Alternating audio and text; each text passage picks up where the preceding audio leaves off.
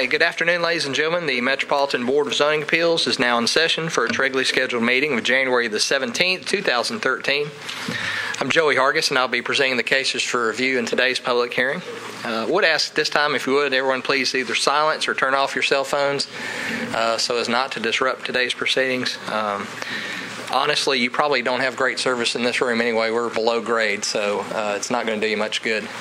Pretty much from about 3 rows this way. You won't have any service anyway, so we would appreciate it. The procedure will be to introduce the case record as the Codes Department has it on the wall here by means of a PowerPoint presentation. We'll present any photographs and maps and sketches of today's properties, as well as any letters that we've received in support or opposition to a case. We'll also present to the board any letters that we've received from other government agencies. At the conclusion of my record, the applicant will come first and present their testimony to the board along with any parties in support for a case. If there's opposition present, the board will then hear from those parties opposed to a case. After the opposition, the applicant will have a period for rebuttal. The board allows in their rules for cases without opposition 10 minutes to present their testimony, and in cases with opposition you have 15 minutes to present your testimony. Now that's 15 minutes per side, not per person, so if you have multiple speakers, please you guys divide up your time before you come up and present your testimony. If the applicant wishes to have a rebuttal period, they'll need to save some of their 15 minutes that they've been allotted. All section numbers that are referred to today come directly from the Metropolitan Code of Law, Title 17, which is the Metropolitan Zoning Ordinance, and was adopted by the Metro Council on January the 1st, 1998, and applies to the entire jurisdiction of the Metro government.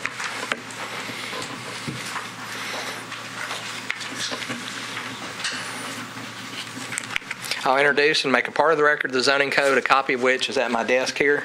I'll dispense from reading into any individual sections unless the applicant or opposition requests that I read those sections. The zoning code requires that the proceedings be taped. Therefore, it's imperative anyone wishing to address this board to come forward. There are 4 spots for you to sit. At the microphone stand in front of you is a microphone just like mine. The red light, the microphone's hot, and everyone can hear you.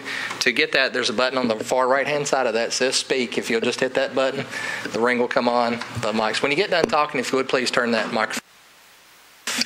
We'll get more than a few on. We'll have a little feedback in the room. The board will go through all cases set for public hearing today, and after each case, the board will discuss and then vote on that case before you. The board is vested with the power to act under Section 1740, 180 of the Metro Code of Law. The code requires that 4 members of the 7-member board be present to constitute a quorum. The code also requires that you have 4 affirmative votes to grant your application. Right now, I have 5 members present. I'm expecting a 6th to arrive.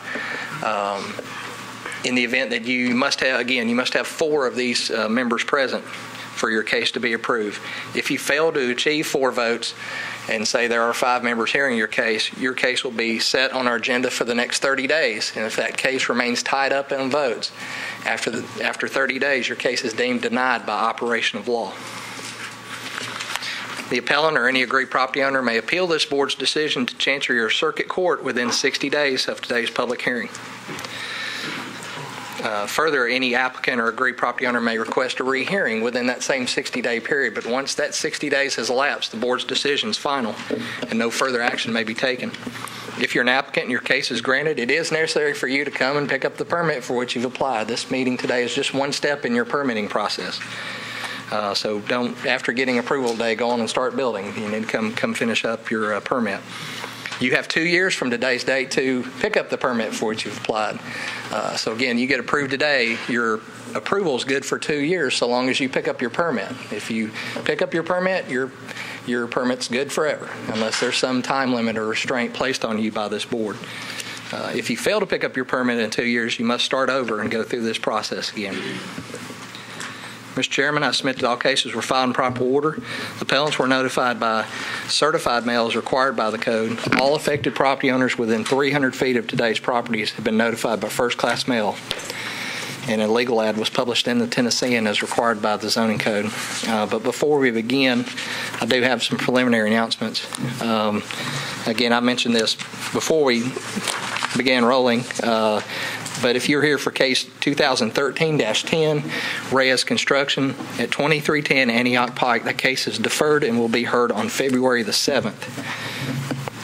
That's our next meeting, February 7th for that meeting. And that's all the preliminary announcements that I have today. Mr. Chairman, before we begin, we do allow elected officials to address the board should they wish to before today's public hearing started. Are there any elected officials present who'd wish to address the board? Mr. Chairman, I see none. And the board does have a consent agenda. Prior to today's board meeting, a board member reviews the cases on today's agenda, and if in their opinion the applicant meets the criteria for the request that they've asked for and they feel that testimony in case would not alter the material facts, they recommend this cases for the consent agenda. When I call these cases, if you are here in opposition to a case, please raise your hand. Be sure I see you there, and we'll hear that case on the regular agenda order. Again, I'm calling cases for the consent agenda. The first case recommended for the consent agenda is case 2013-005, Dana Risk at 1009 Southside Court, requesting a variance in the street setback to construct an uncovered deck and handicap ramp to the front of the residence. Is there anyone here in opposition to case 5 on Southside Court? Is the applicant present or applicant's representative? Sir, this is conditioned upon you not covering this deck. Are you agreeable to such condition that it be uncovered? Okay. And with that agreeable by the applicant of that condition, this case is recommended by Mr. Whitson for consent to the remaining board members. The next case is recommended for consent is case 2013-6, Wendy Claire Monday, the appellant and owner of the property at 564 Stevenson Street, requesting a variance in the side setback for the construction of a carport to the side of the residence. Is there any opposition present to case 6 on Stevenson Street? The applicant present? Applicant's representative. This is conditioned upon this carport not to be enclosed and converted to a garage. You agreeable to such a condition that it must remain open? All right. With that condition, Mr. Whitson recommends that case for consent agenda.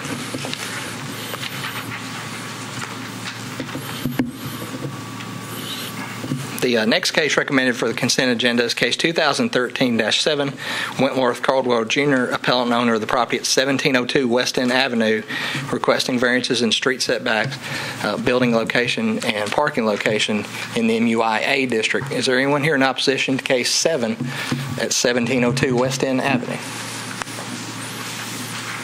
Last call. Mr. Chairman, seeing none,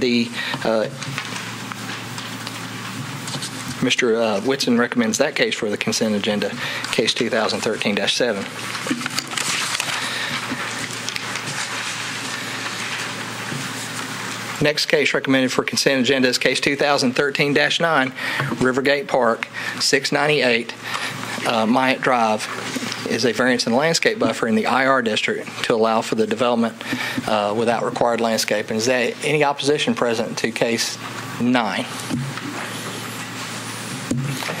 Seeing none, the irregular shape of this property necessitates the need for hardship in this variance, and Mr. Whitson recommends that case for the consent agenda. And I apologize, I went over my note here.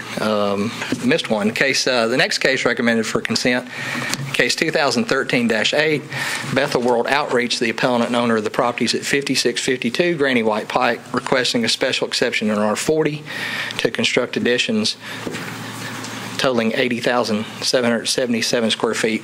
Is there anyone here in opposition to request on case 8 on Granny White Pike? Okay, we do have opposition present. We'll hear that case in its regular order.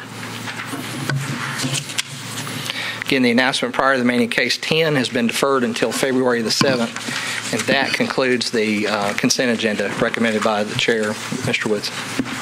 Recapping, it's cases 5 with a condition to remain uncovered, case 6 with a condition to remain open, case 7, and case 9, and that is your consent agenda. Okay, so we have a motion. Do we have a second? Second. Okay. Clarification on, I think it's case number 06. That's the one that They hired the contractor that didn't get the permit? Hired the contractor who was licensed. It's been built, and now we put the condition it has to stay open.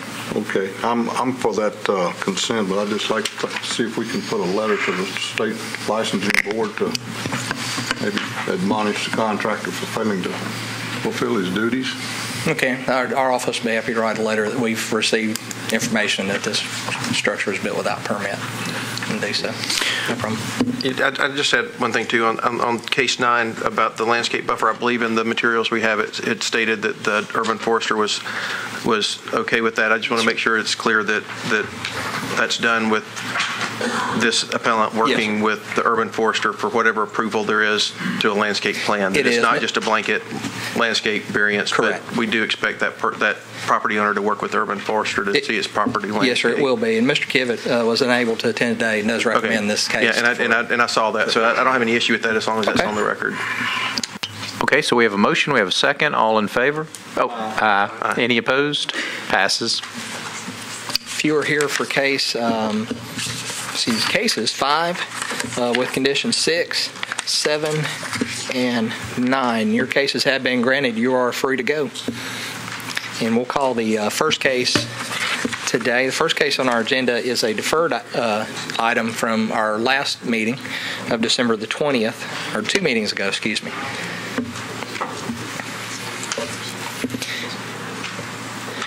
This case, just to sort of recap, this case came before you is a request and a parking variance in the number of parking spaces required under the zoning code. The applicant is Germantown Co-Housing, Germantown Partners, LLC, the owner of the property. Joey, before we get... Yes. Are we on Channel 3? Or? We are. Should be. Yes, sir. Are you sure? Unless the power I didn't see the... out front, the TV is not functioning out in the lobby. Okay, very good. And if we're not, if those folks back behind the wall would let me know. As far as I know, I've seen the red light above me there. Hopefully we are still broadcasting. If we're not, we always have our court reporter. Thank you, Miss April, for being here. I do have to have it recorded in one form or another.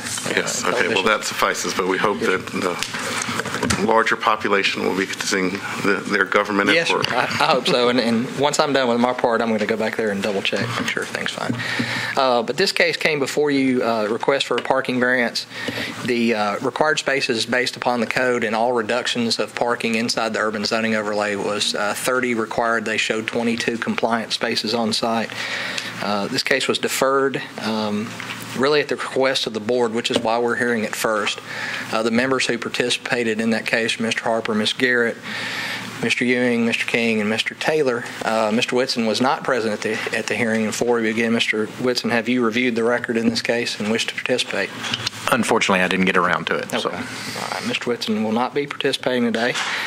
When I call the applicants forward, Mr. Whitson gets to hang out in the lobby without a television at the moment because he's not eligible to even hear the case. So we'll get started. If the applicants are present for case 2012-129, if you'll come forward, please.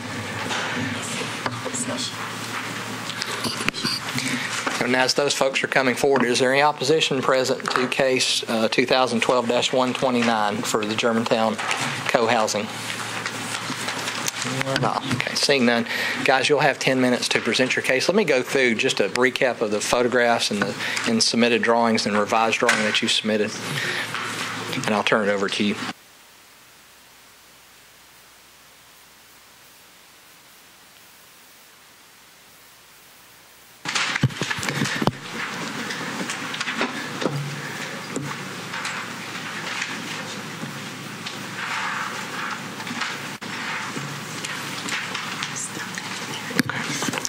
The subject properties you see are these first parcels surrounding in red. Again, on the west side of 5th Avenue North, just south of Taylor Street at that intersection. The site plan which you'll see will be oriented north, will be to the right of the page when we get to the site plan. Again, aerial photographs of the subject property. This is the site plan that was before you at the last appeal hearing. Showed 22 compliant spaces along the alleyway of the subject property. Again, north will be Taylor Street. To the right-hand side will be your north orientation. 2 cottonwood trees located at the northeast corner of the property. The revised site plan does show additional parking on Taylor Street with an inset of the public sidewalk onto the private property. Those spaces shown there are still in the right-of-way, and you'll notice the numbers themselves as far as what the code permits us to count. I still cannot count those spaces. They are not on the private property. To recap, the parking on street, although there's parking on street on both 5th and Taylor, the zoning code only allows for on-street parking to count on the east side of a north-south street. So across the street, I could count them for those properties, or on the north side of an east-west street. So again, this would be on the south side of an east-west street. So I'm not able, under the code, to count those with the revision or without. The subject property, upon my visit there back in probably late November, 1st of December, vacant tract of land. The alleyway is at the background of this site. And then a view. I try my best to sort of crop these two pictures together, but this is at the intersection of 5th and Taylor. Taylor will be on the right-hand side, 5th running on the left, and showing the subject site, the 2 cottonwood trees, which you saw in the site plan. Again, that's west. This is heading south. And then a view back toward the intersection. These additional views were along the alleyway looking toward 5th.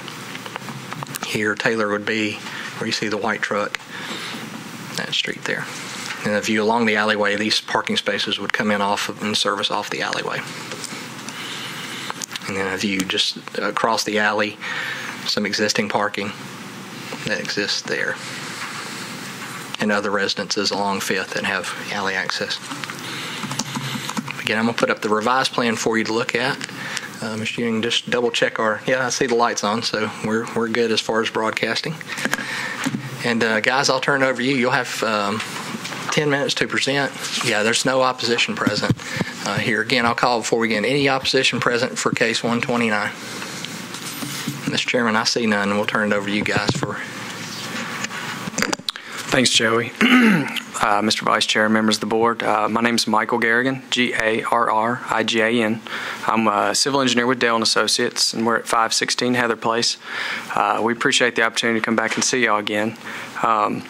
If you recall, when we left the December meeting, we had 2 very specific goals or charges, with the first being to reevaluate our site plan and do everything that we physically could do to generate some more parking, and the second being to continue our works with the Germantown Neighborhood Association Board, see if there was some common ground that we can meet at. So since that time, we generated 2 plans. The one before you is layout A, where we've added an additional tandem space and 3 additional on-street on Taylor, which unfortunately, again, don't meet the definition of a code space, but they're certainly physical spaces where a vehicle could park, and that brings our site parking up to 30, which would be the code requirement, and that's outside of the 9 that currently exist on 5th. In addition to that, we took that plan and then we did another plan. We called it Layout B, which would meet code, would necessitate the removal of the trees, and introduce a surface parking lot on site. We met with at the board's meeting in January, presented both cases. They defined a panel of architects that were members of the board that Diana and another future resident of the co-housing development met with, went over the plans in detail. The panel selected this layout as the best option. It would generate the same amount of parking while preserving a substantial more amount of green space and preserving the trees. So based upon their recommendation, my understanding is there was a letter supplied to the members. We haven't physically seen it, but it was a vote in support by the board of this, and we provide you with a letter from Council Lady Gilmore supporting this request. With me is Diana Sullivan, who is the spokesperson for the co-housing and a future resident, and Mr. Lane Easterly, who's a member of the Germantown Neighborhood Association Board. So I don't know that we need to dig back into all the details, so we can just go to Q&A, I guess, since there's no opposition here today. We do have a copy of that letter from the opposition. presently. You say you do not have a copy of it? A letter from the opposition or from the board? From the board that is now, or what I saw Right, was okay. previously opposition. Yeah, I wanted to make sure that we've heard, we've been told, and even Mr. Easterly told me, I'm like, but I haven't read it, so I don't felt uncomfortable testifying, but it's my understanding that they voted to approve this option. Yeah, the letter is an expression of support. Yes. Yeah. Linda, do you have another copy of that? I have 2 copies here. I'm glad you want. A good job on getting this coalition put together. It's very important to, try to bring people as close as possible. Sometimes that works, sometimes it doesn't. It looks like it worked in your case. Okay, anything further to add? Not that I'm aware of. Questions? I have a question. Has this all been rezoned as one property? What happens if what's the mechanism here? Is it are you a corporation? The individual parcels, Right. they'll be consolidated by deed, and then there'll be a master deed for the units. Will there be a homeowner association, I guess? Absolutely, is what he's yes. asking. So I'm wondering what happens if this group dissolves or breaks apart. Typically, with co-housing communities around the country, they're probably the most resilient communities because generally people don't move out of them. They found them rewarding to live there, so they don't move out. If for some reason the members did move out, the architectural design of the buildings are designed for a co-housing community. So if you changed it into something else, you'd have to tear the buildings down. But I guess what he's saying is if somebody moved out, how does it work for someone else to join this community? I see. Well, I'm more concerned with the mechanism is for if this dissolves, what becomes of the properties, because that's really why the codes are in place. It's not just for the current occupants, but for future occupants and land use. And we would be giving this variance to this property. So if and part of your argument is that because it's a co-housing development is why it works, but if you have a group of people living in the same houses that aren't operating as a co-housing unit, then they still have this variance, which could be seen as unfair to the neighbors. In that that could be limited though to the owner of the property. The variance. You mean the larger owner of the property, not each individual? The larger exactly. owner. Right. So the community operates with a homeowners association that sets the guidelines of how it works, and people that move into it just like any other homeowners association. They evaluate whether they can follow the guidelines of that community. So as far as keeping it set, there should be no problem. And then, of course, purchasing or moving out of the community, it's just like any other home. No. You buy or sell it, and you have deed to it. So. Right, I understand, but I'm just trying to get to the point, and this might also be a question for our lawyer. I guess what I'm saying is a lot of the reason for this variance and the argument that makes the varied parking count work is because of the organization of the ownership, and if that is dissolved, I'm trying to understand what the ramifications would be. I think we can take that up with legal counsel. I think what he's asking is about a restriction that goes with use of the property for a certain purpose. That's how I was taking it. You're speaking more of pre-construction. If a variance is granted for the spaces requested, and this project's not built, is the property, could someone else swoop in and say, I get to do less spaces because it was granted? Right, but on your end, and there is that question for our legal folks, but what happens if your organization you're representing dissolves? Post-construction or prior to? Well, once it's built, post-construction. Once it's occupied, what if the association dissolves? So you're basically saying if 50 years from now, the community dissolves, they decide to sell their property 10 years from now, 5 years from now, however long, do we allow that parking variance to go with the property ad infinitum, or do we just say no, as long as this entity owns that property, then they have that variance? Is that basically? Well, that's one question. That's the question for us and for Michael. And then the other question is, what if the residents dissolve your agreement with each other and become individual owners? Have you thought, is there a mechanism in place for that?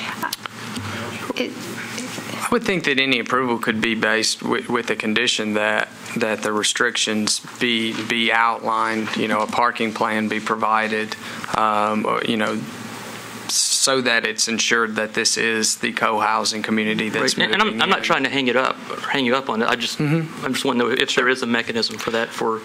Well, and you could also look at it as, I don't know that there is one. Not being an attorney, I don't even know that would be possible. But you could look at it from the standpoint of if the site, we're in an area that has difficulty with public parking, with street parking. So kind of the way we've looked at it is, with this revised plan, is that our community needs 27 spaces. And if we had all 30 interior, that would leave 3 vacant if there weren't any visitors. Right. And they couldn't be used because they'd be private. Well, in this case, they would be public. So, but I understand your point. The simplest thing to do would be to ask our council, if we grant this variance, we can grant it based on the stipulation that is strictly for this use in this plan only. And if that ceased to... I don't know that the stipulation would even be necessary, Mr. Vice Chairman, in that the zoning administrator and I were just kicking through this and agreed that it's probably the same analysis for either of the scenarios that Mr. Harper raised, where the variance would run with the land in this instance, but it would also likely be pinned to this unique use at this land, the co-housing development being the use in this instance. If, as the scenario was suggested, we just reverted to a measure of individual homeowners and the co-housing development folded as an organization, then we would revert back to the same requirements. The variance would cease to exist. If in the other scenario it was 20, 30, 40 years from now and it was an apartment development or condos or some other completely different use, again, the variance would cease to run with the land because it was unique to that use, and the original codified parking requirements would be put in place at that point.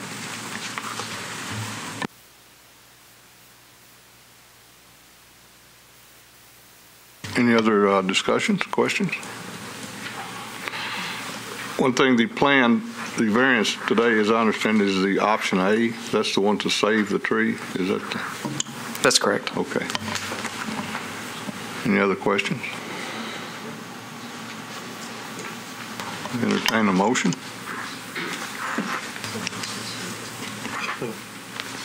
Where's the cheat sheet? Yeah. I think they did everything we asked them to do, and they hit the number 30, which is what we'd asked them to do, and it was not headed in their favor last month, which I think made me sad. I think others too, because it looks like a really great project, and I think they've done a good job, and I will make a motion that that we grant the variance. And I'll do it properly if I have a cheat sheet. We officially closed the public hearing. And yes, we did. Okay. I think I saw the cheat sheet in the box. I got ahead of myself. I made my motion before I realized I was prepared to do it. See, now all these people on Channel 3 don't think we're so smart anymore. Vice Chair, I cut open the public meeting. I have one quick question. Since the urban forester isn't here, that he had mentioned last time.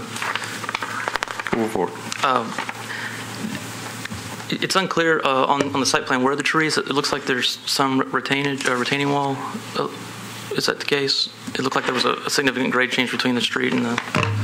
It's more of a knee wall. It exists today, and it would be proposed to be raised a bit under our plan because cottonwoods are water-loving trees, and under our plan, instead of digging... I couldn't tell on the drawing how much it was, but I think there was some concern. I don't want to speak for the forester. I think officially we have to reopen. Oh, I'm sorry. I thought you did. I'm sorry. That's what I was asking. Okay. I'm sorry. We reopen. Go ahead. So. I just wanted to make sure that in the construction process that that root area. Yeah, if you're saving the trees, let's make sure you save the trees. We're well outside of the drip line with everything. Ironically, the thing that will get closest, if it does, would be the on-street parking on Taylor and the sidewalks. Thank you. Thank you, Chairman. Okay, let's reclose the public hearing and proceed with the motion. Well, so I'll move that the board approve the variance because all of the requirements of MCL 17.40.370 have been met. I'll second it. Okay, we have a motion and a second to approve. Any further discussion? All in favor of the motion say aye. Aye. Opposed? So passed. Well done. You're done. Good luck. And Mr. Vice Chair, as these folks depart and we bring the chairman back in, our next case today would be case 2013-8. The applicants are present for the Bethel Outreach Church. Mr. White and other representatives, if you guys would like to come forward.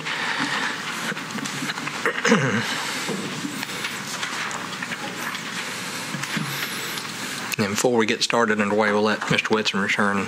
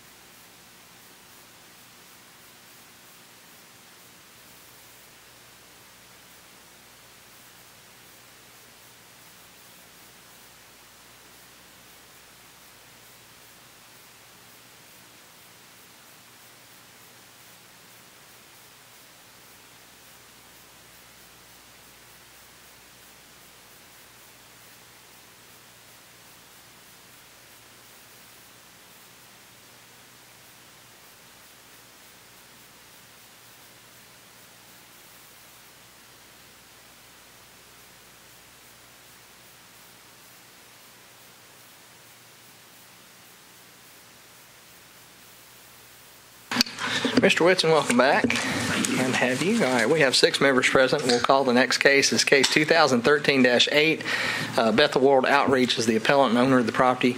I've got 5652. 5670 is the mailing address for the property, Granny White Pike.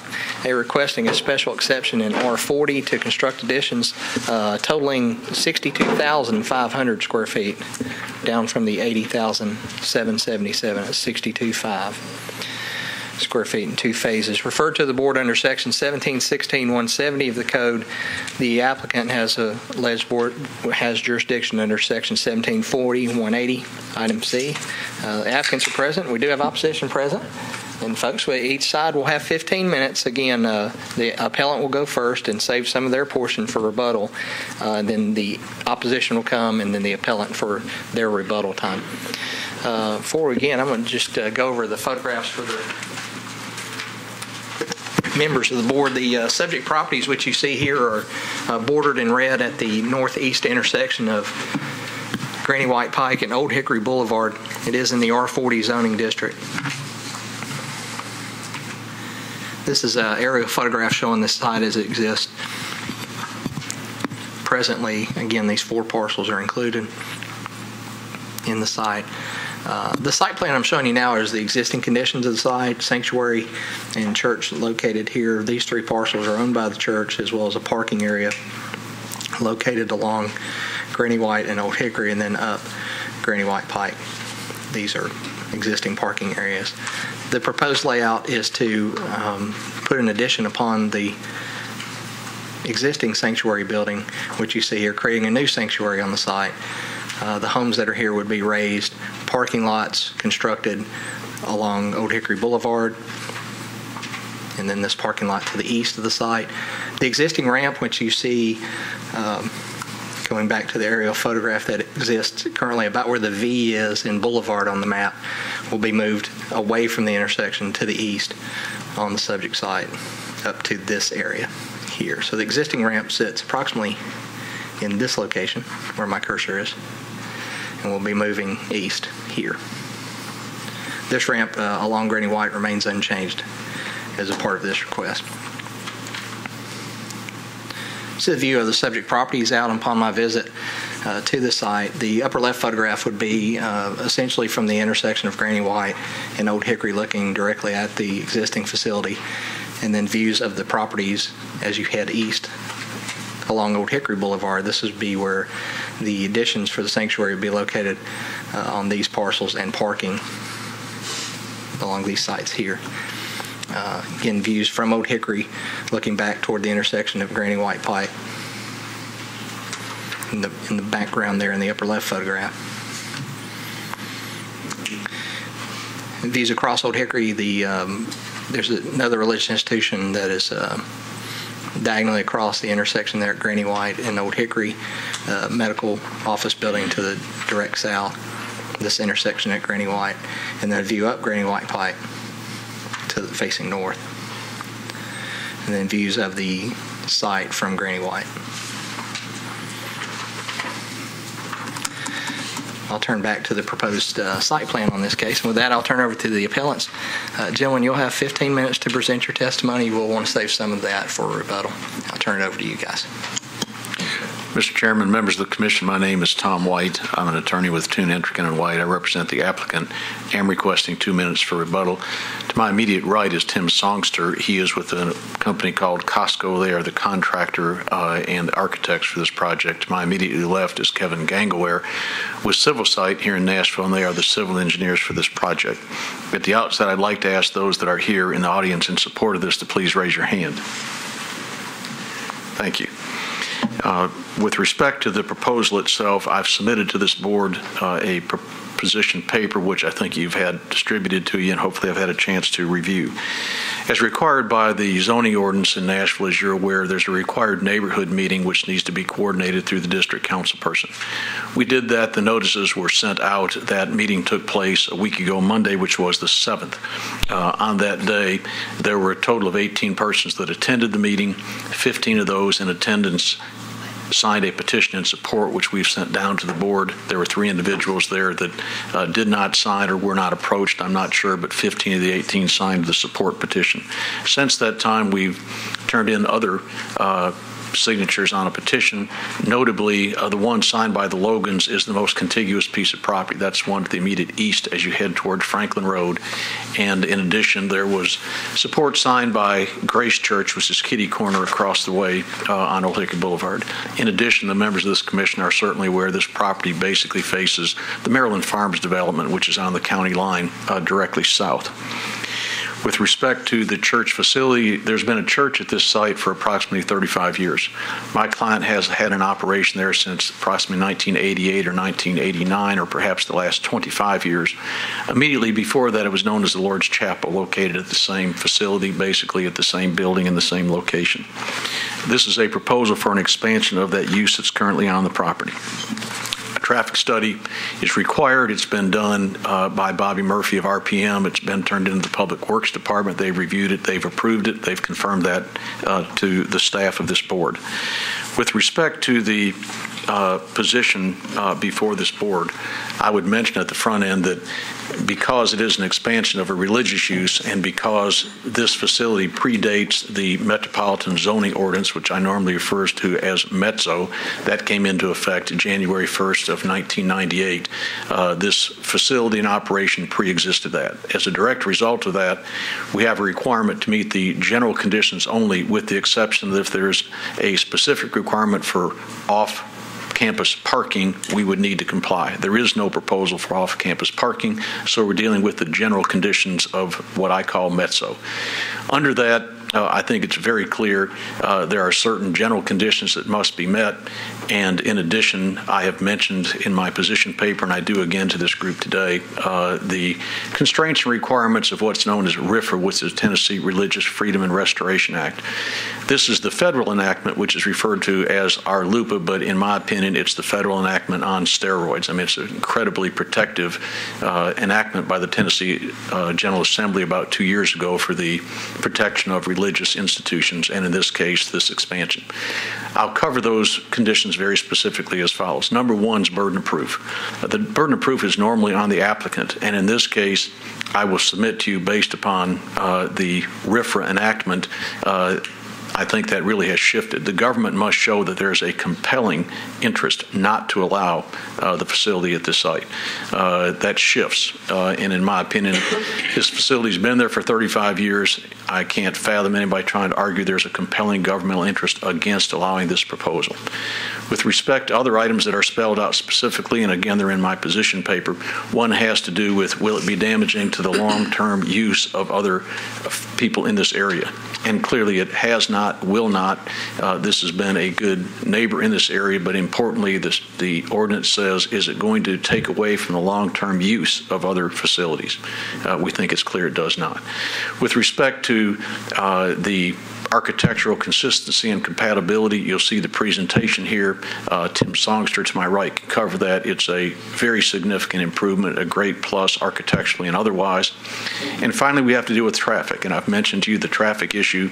You have to demonstrate that not only will it be handled safely, but it will not adversely affect either vehicular or pedestrian traffic. That's the conclusion by Mr. Murphy at RPM. We think it's abundantly clear that it improves the traffic situation. The LOS stays the same, or the level of service, and frankly, with respect to the services, the primary focus here is on Sunday where they'll have the services. We go basically from 800 seats in a sanctuary to 1,500.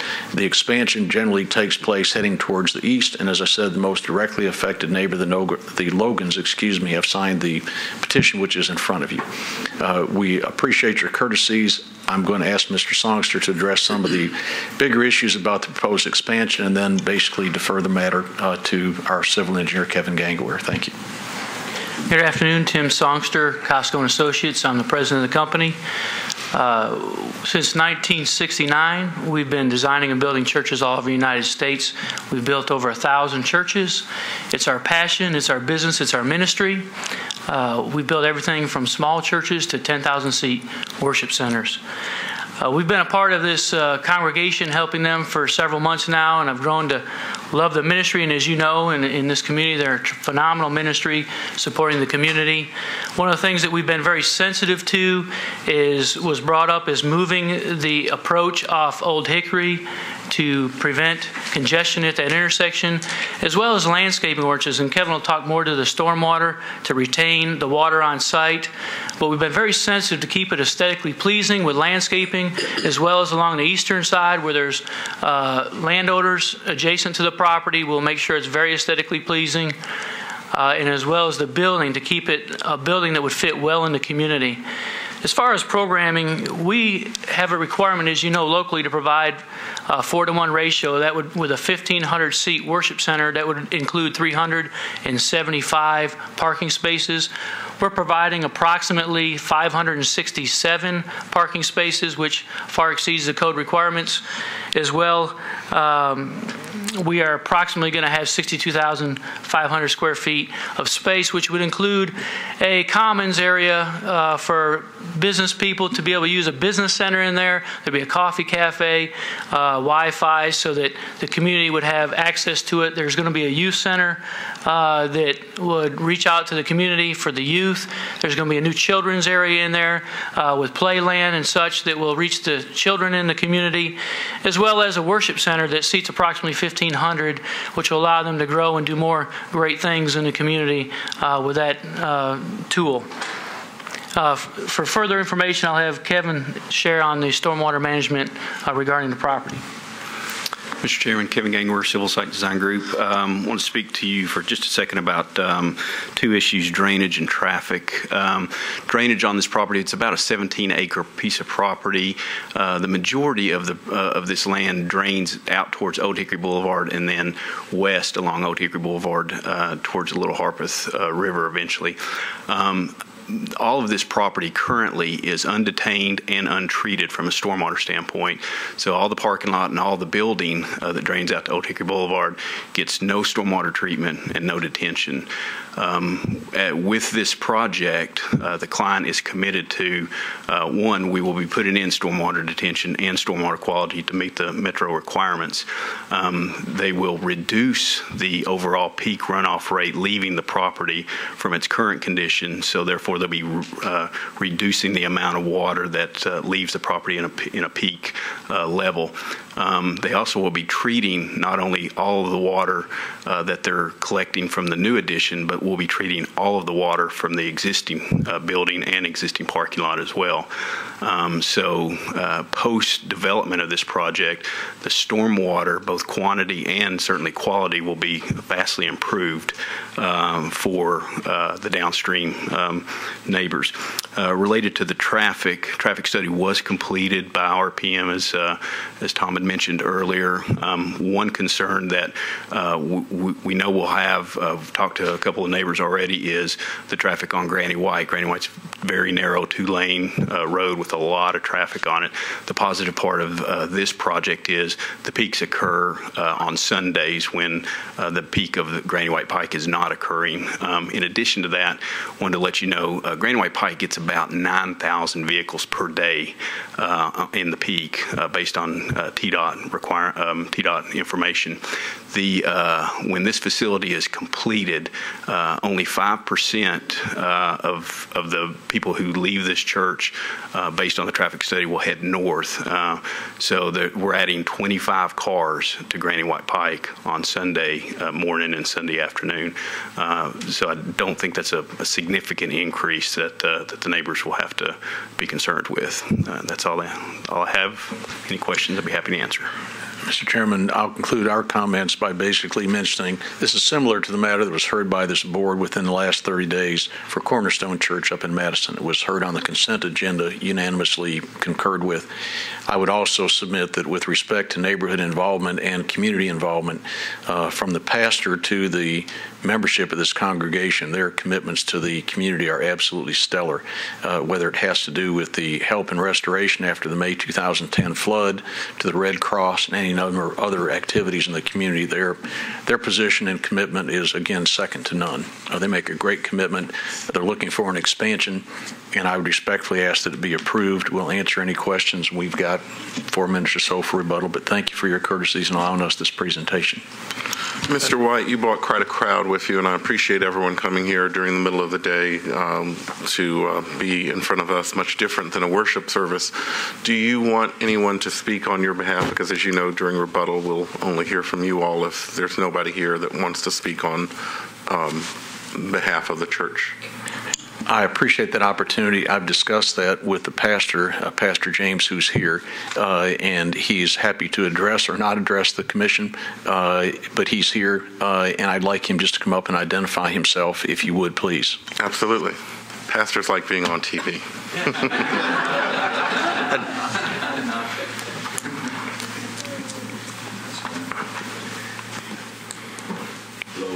My name is James Lowe. I'm a senior pastor of the World Outreach Church. Happy to be before this board on this occasion for these reasons. Well, I have just one question. Yes, you sir. all obviously have a growing, thriving congregation. Why did you decide you needed this expansion, and why this size?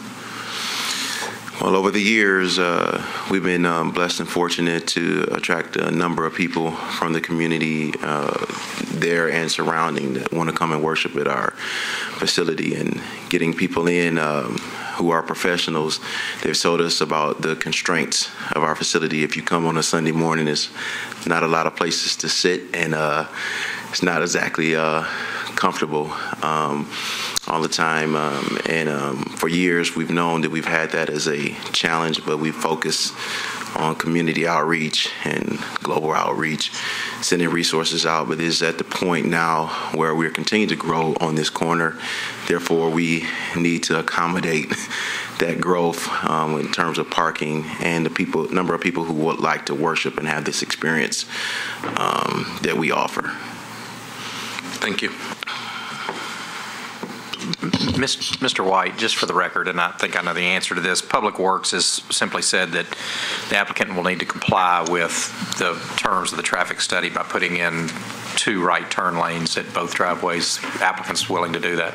We are, yes, and we've also communicated to Public Works if there's other things that come about. This is a 15 to 18-month construction period. We're perfectly amenable to discussing anything else with them. But yes, we've committed to what's in that report and their requests. Okay, thank you. I have one question too. Is there a front elevation drawing that you have for us? There is. If you can give us one moment. In part, I thought that was part of the presentation. Give me just one moment. And Pastor, could you spell your last name for our court reporter, please? Lowe. Lowe. Thank you. And I believe it was Mr. Songster, and I didn't catch the civil engineer's last name. Kevin, how you spell your last name? What do you want to know? Songster is Songster.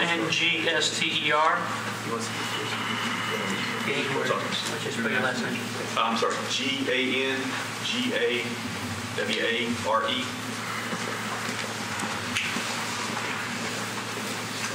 Thank you. My approach for this one moment, we have it in electronic format for this meeting. As you're looking at that, on the left is the update facelifting addition to the current sanctuary, and to the right is the additional building.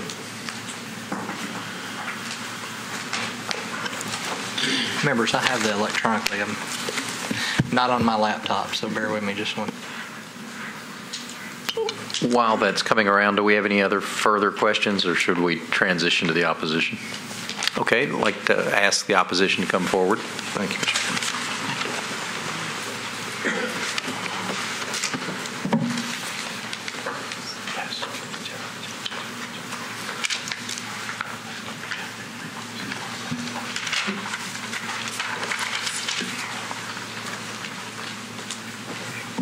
Is this on now? Do I just speak into it? Yeah. My name is Victoria Ramsey. I live at 1241 East Hickory Springs Court, which is to the west of the sanctuary of the Bethel property. I don't know how many feet I am away from the building, but I have not received any notification of this prior to seeing the signs that were put on the road. I did not know about the meeting, nor did anyone in my neighborhood know about the meeting that they had on Monday night. I don't know who was responsible for notifying neighbors. So when I learned that this meeting was to be held, I looked up on their website what they were planning on doing, and I was shocked to see the amount of pavement that is included in this property. It goes, all of the property in front of the buildings goes down Old Hickory Boulevard and around Granny White Pike is going to be paved. Right now, I think one of the problems there is the amount of pavement that you see that causes runoff, and I know they say they're going to take care of those things, but I'm very concerned about how much asphalt and how much covering of the land there will be. We have a lot of problems with water. The Little Harpeth River floods always when it rains. It did this weekend. So they say they have water retention concerns taken care of. I hope that's true. I really hope that they have a lot of landscaping planned for the streetscape. It's an eyesore right now, I think, and I think I just think it needs some more landscaping. Also, I'm very concerned about the size of the building. That side of Old Hickory Boulevard, although it is across the street from Maryland Farms and some commercial building, is residential. And this building that they have planned is a very large, austere-looking building to my eye, and I didn't hear what they had to say at their meeting because I didn't go, because I didn't know about it. I would just like to see that those concerns are taken, that you consider those things.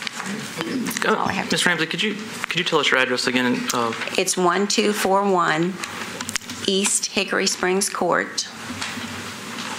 Joy, could you check to see if she was supposed to be on the mailing list or if she's outside of the...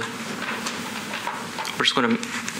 My property backs up to the properties on Granny White that are right across the street from the church. Yeah. Okay. East Hickory Springs Court, man. I just want him to, he can verify. I don't know if I'm 300 feet or not, but I right, and we just want to make sure. And yeah. We can go ahead and. Okay. Did you have something else? I'm sorry. No, okay. No. Yeah, my name is Keith Hill. I'm a resident at 5641 Granny White Pike, almost directly across the street from this piece of property. And my concern, because I've not seen any of the, I wasn't able to make it to the 14th meeting, but I was not able to see any of the architectural drawings for this building. Presently, the building basically looks like a business office space. And my complaint basically is that if that's going to be increased, that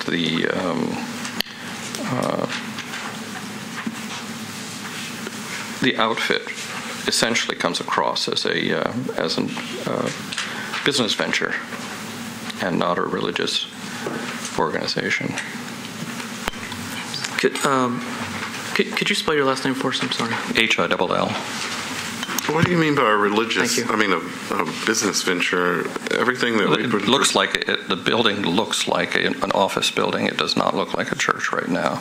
Well, I mean, my church was one of the more historic churches in Nashville, and we built a building in the 70s that looks like a warehouse. But that didn't make it not a church. I don't think we're here to critique their architecture. It's clearly a church. The neighbors consider that to be a factor aesthetically. So you're opposed to it because you don't like the way it looks? One of the things, I think it does look like an office building. I think it does not go along with the neighborhood. Have you seen the new drawings? Only on their website, just one little site. But that's, again, without having any information further than that. I don't know anything about it. Would you like to speak, ma'am? I would, thank you.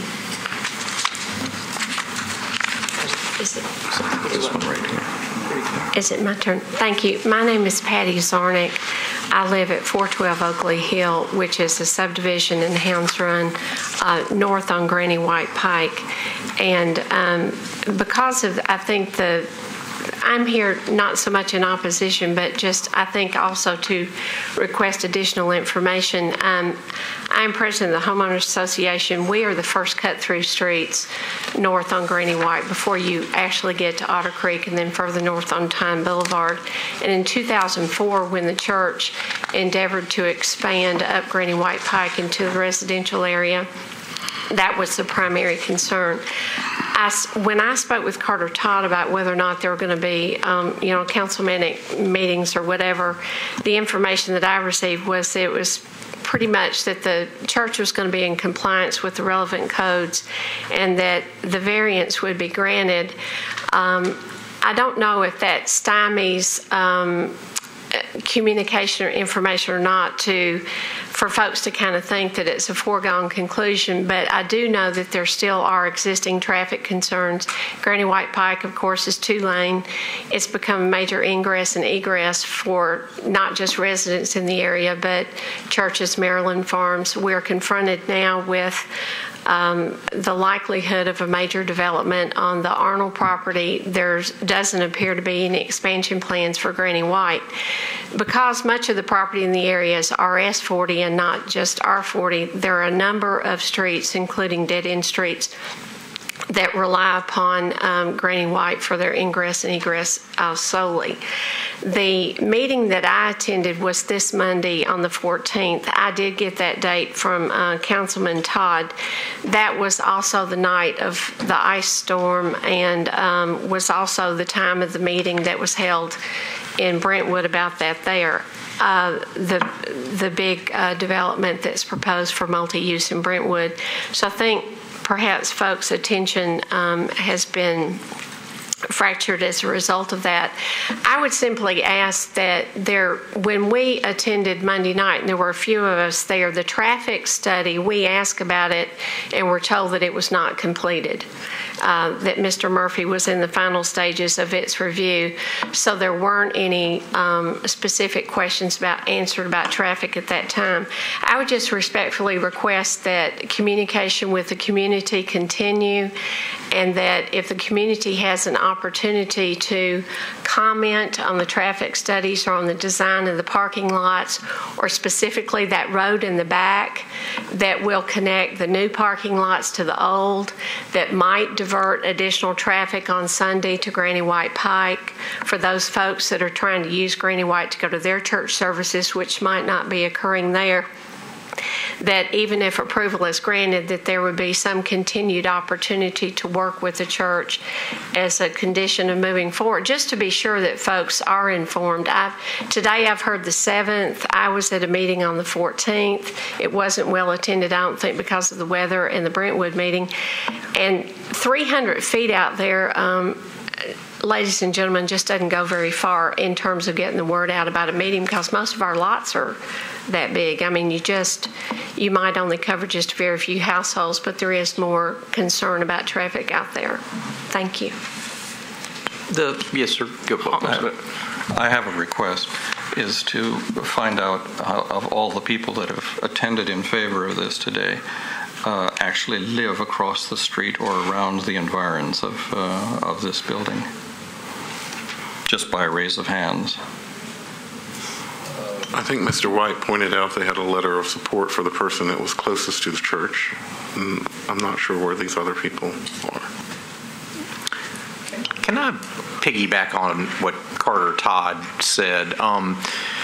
Because I think sometimes people get confused as to what we are doing here. We are a quasi-judicial body, and we are empowered by state law, but basically we kind of interpret Metro law, and Metro has given us guidelines by which special exceptions can and should be granted. And I think when Carter Todd says that, he's not trying to stymie conversation or anything else. He's just giving a realistic appraisal. I mean, given the guidelines we are obligated to follow,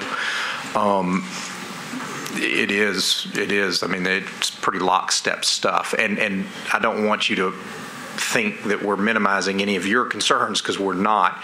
We're just not really empowered to view style and things along those lines. It's just not part of it. And that's before we even get to the Tennessee statute, which is even more powerful. So anyway, I just wanted to say that. I mean, we are obligated to follow Metro's laws, which we don't pass. We just interpret them. So. And respectfully, I mean, we understand that. And Carter, when I contacted Carter about this to see, the signs had gone up, and some of the neighbors had asked me, and so I just called him and asked him if he knew about it. He did not at the time, and there are homes out there that are in Metro and some in Forest Hills. I happen to live in Forest Hills, so I asked the Forest Hills leadership if they knew, and they didn't. Carter, as I understand it, contacted Mr. White, and he got back to me. So I don't mean to imply that anyone was intentionally trying not to get together or talk, but I do think that because of the nature of the community, and we are pretty well spread apart, but there are a number of us that are very dependent upon Granny White Pike, and particularly going to the meeting as recently as Monday night of this week and being told that the traffic studies weren't complete, that they were in their final stages. I mean, they're just between this last Monday night and now, there hadn't really been an opportunity for people to get together and review them. And it very well may be that it will all be okay. There just hasn't been a lot of discourse. Some of that may have been the weather, some of that may have been the meeting schedule, but there are concerns about traffic in the broader community. Joy, do notifications, I was looking at your map, and it looked like part of it was over the county line? Yeah, the notices do not go to folks outside the county, but that circle which you see there, the green outline, is 300 feet from the subject properties here, as the zoning code requires. And while that map is up, could you, the homeowners association? I am north of there, and if you go back to that map, in terms of like Dorset Drive, that's a new development. In fact, that's the property that was had belonged to Bethel at one time and was the subject of the review earlier. There's only like 6 or 7 existing homes right there. in terms of the immediate notification area. That is not representative of the hundreds of us that are dependent upon Granny White Pike. So I'm sorry, so the homeowners association of which you're president of, what neighborhood is that? Hounds Run, which is, it's another half or three-quarters of a mile up. And the reason we stay involved in community activities is, A, we're a large group, but we do have streets that interconnect and connect us on the north and the west side to Otter Creek. So there is cut-through traffic through our community. We're very hilly. So we just try to stay conversant with what's going on in the area because we do get the traffic impact. But we're clearly outside of a notification area. We appreciate that, but it is Metro Code that sets the notification parameters, and so I'm glad you're here, and I'm glad you did hear about it. But it wasn't there's no kind of snub or anything like that. Oh, we understand. Just as the law we're is. accustomed to it because, like I said, if you look at that immediate area in 300 feet, that's only representative right now of less than 10 homes. We as a board would encourage all applicants to reach out as far as they can. We would encourage them to continue to talk to their neighbors, and we would like to see discussion between everyone, so we would encourage that, but that's about what we get to do, encourage. So, Mr. Chairman, I heard a comment referring to a variance, and this really is not a variance. It's if somebody would explain to the purpose of this this particular case, I think it may help clear up a little bit of thing here. Well, this is what comes to us as a special exception, which has general criterion, which Mr. White has outlined in his letter, and then special criterion. And just in this case, they only have to comply with the general criterion, and I guess I could give it. It's there needs to be integrity. It needs to basically integrate itself into the adjacent areas. It needs to have design and architectural compatibility. It needs to not disturb natural features. It needs to meet historic preservation, assuming that it was a historic area, and there needs to be a traffic impact analysis, which they've done. And I think that's about where it ends. So anyway, but anyway, I'm just trying to outline what we're supposed to follow. Well, it does seem with the scope of it that it will be intruding in natural areas, and that the land around there is on limestone and underground creeks and water and springs, and I don't know what they will have to be doing as far as blasting, et cetera, but it definitely will have an impact on the environment. And I can appreciate that. I think, Chris, if you were to say that all of those factors are to be taken in consideration in light of the state statute as well. So we have additional factors we have to consider when we take those into account. And of course, we will raise these issues that you've mentioned on rebuttal with the applicant. Are there any other questions? And to piggyback on that, do you think another public meeting would be beneficial to clarify some of your questions? I don't know if it would change your mind or your position, but what are your thoughts on that?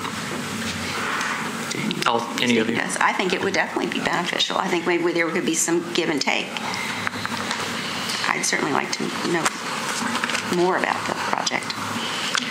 Well, and particularly now that the traffic study is apparently complete, because those of us that had questions about it Monday of this week, have not had an opportunity to learn if the north-south egress is going to be affected, or if the Brentwood police or those that typically help with traffic on Sunday, if the ingress and egress is going to be limited to Old Hickory Boulevard, or, there might be a lot of things like that we could learn, not only from review of the study, but also just in conversation with the leadership and what their intentions in that regard are. Okay, unless there's anything else, we might bring them up for rebuttal if we could. Thank you.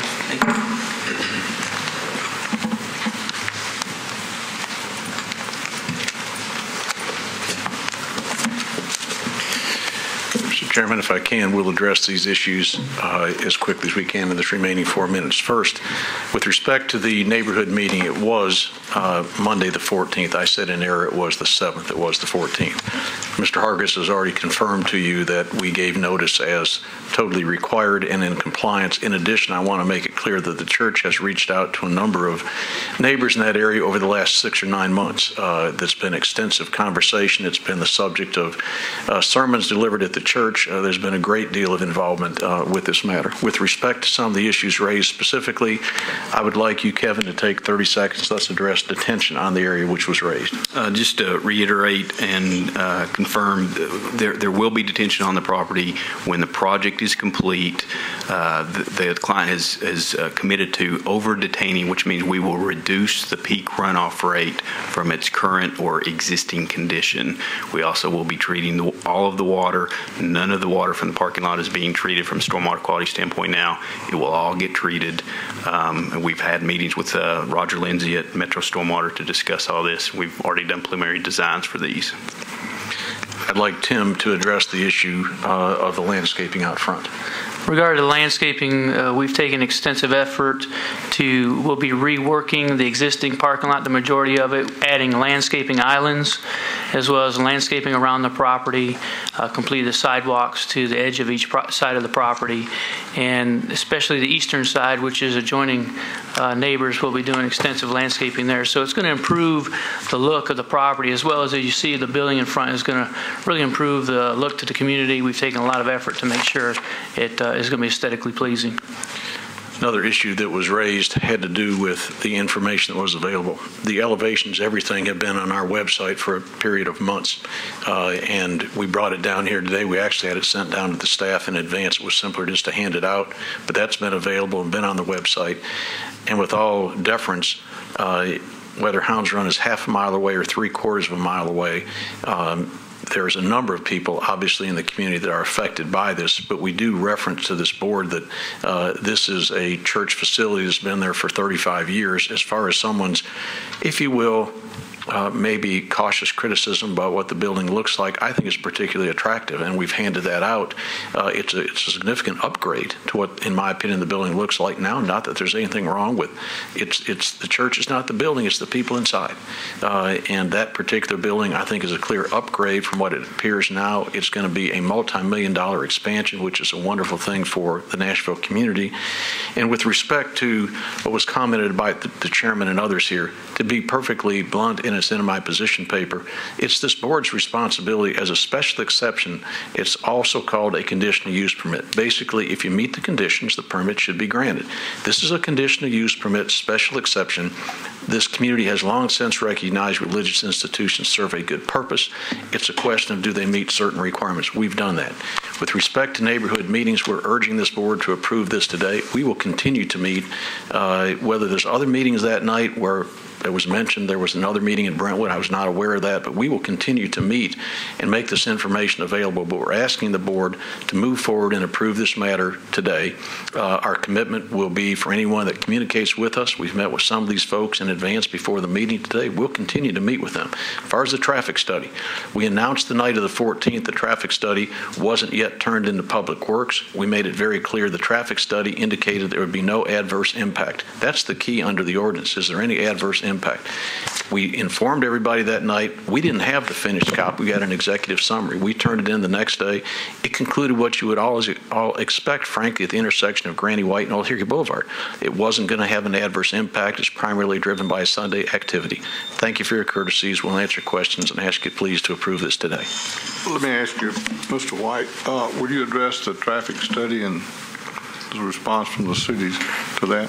Yes, and I'm going to let Kevin Gangwer articulate the specifics. When that proposal was finished, I specifically delivered that over to the Public Works Department, met with the chief engineer and the traffic person assigned to this. They confirmed to me that they would have no problem in recommending approval. They did ask, as the chairman did today, would we agree to the specific improvements that were suggested in that study. We said we would do that and anything else that came up during the construction period. And Kevin, I'd like to ask you to articulate the improvements on Old Hickory Boulevard and on Granny White, please. Okay. The traffic study indicates that there currently are two left turn. If you're driving southbound on Granny White Pike, there's currently a space for two left turn lanes on Granny White onto Old Hickory Boulevard.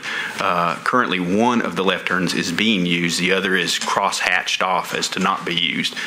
This traffic study requires that we take the cross-hatching out and make it a double left turn lane. So we'll be doubling the capacity of the left turn at Old Hickory Boulevard at the expense of the client on this. We also will be adding a right turn lane on Old Hickory Boulevard into our driveway off of Old Hickory Boulevard. We will be adding a right turn lane on Granny White Pike into our driveway.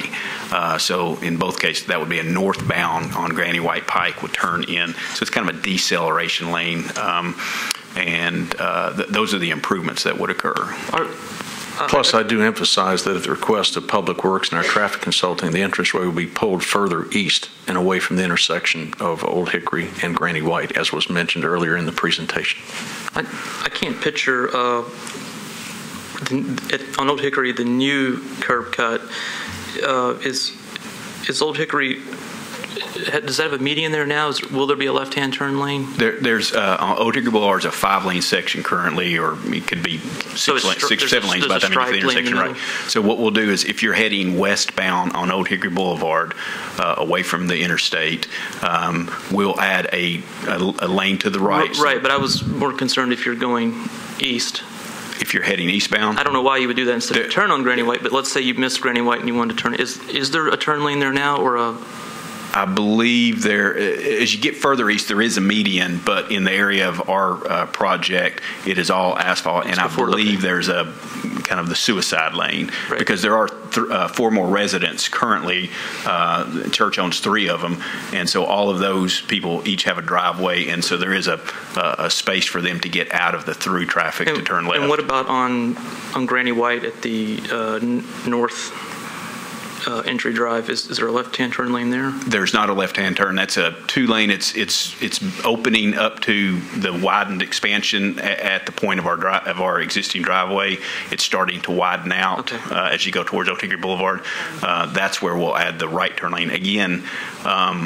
But there was no in the. I haven't seen the report. There was no recommendation for. Right, because the traffic study indicates that they researched the number of cars currently at that church that head in all the different directions. 5% of the parishioners come or go from the north, and so in the post development, that's 25 cars. So the traffic study indicated no particular need for a left turn lane because they're not going to be sitting there waiting. Thank you. Unless there are any other questions, I'd go ahead and close the public hearing. Okay, public hearing's closed. Discussion. Courtesies. Discussion.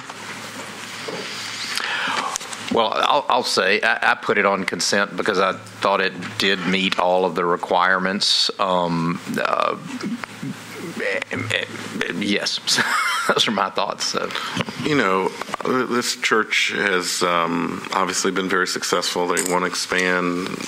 They have a very large lot, and they've looked at the traffic studies, and I think that's been an important part, even the placement of the facility. I like the design. I'm not sure why other people didn't think that looked like a church. It's very modern looking, but it still, I think, meets our zoning code, and I don't have a problem with this expansion. Sensing, I'm sorry, go ahead. I appreciate the rights and the opposition's right to come down here and see what's going on and discuss it, but I don't see anything in this entire process that conflicts with our duty to approve this. I'd even go further and say I appreciate their participating in the system and bringing it to the applicant's attention, and the applicant can take action and try to be as good a neighbor as possible. And, Chairman, I just wanted to clarify with Joey. He was looking up to see if Mr. Ramsey was supposed to be notified and was or wasn't. Or Ms. Ramsey is beyond the 300 feet. Okay. I just wanted to have that on the record. Yeah, and I had the Metro maps up, and I'm sorry I've closed those. But the East Hickory Springs Court, if you'll see it teeing in to the site right up there, that's the cold. I'm sorry. Oh, we don't have it. You can't see it because I don't have it. It looks dark to me. Sorry, let me fix that. Okay, I'm going to be bold enough to make a motion. Having found that all of the general requirements of MCL 17.16.150 have been met, I would move approval. I'll second that. Got a motion, got a second, all in favor? Any opposed? Passes.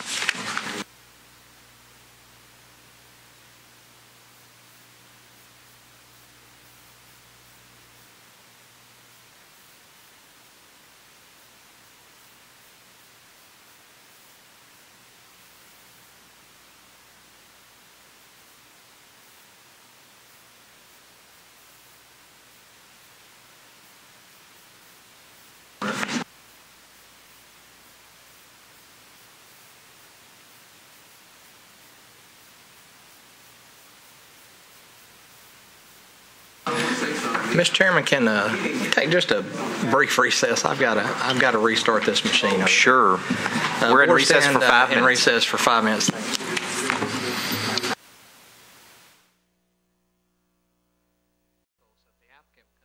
I'm going to read these cases into the record.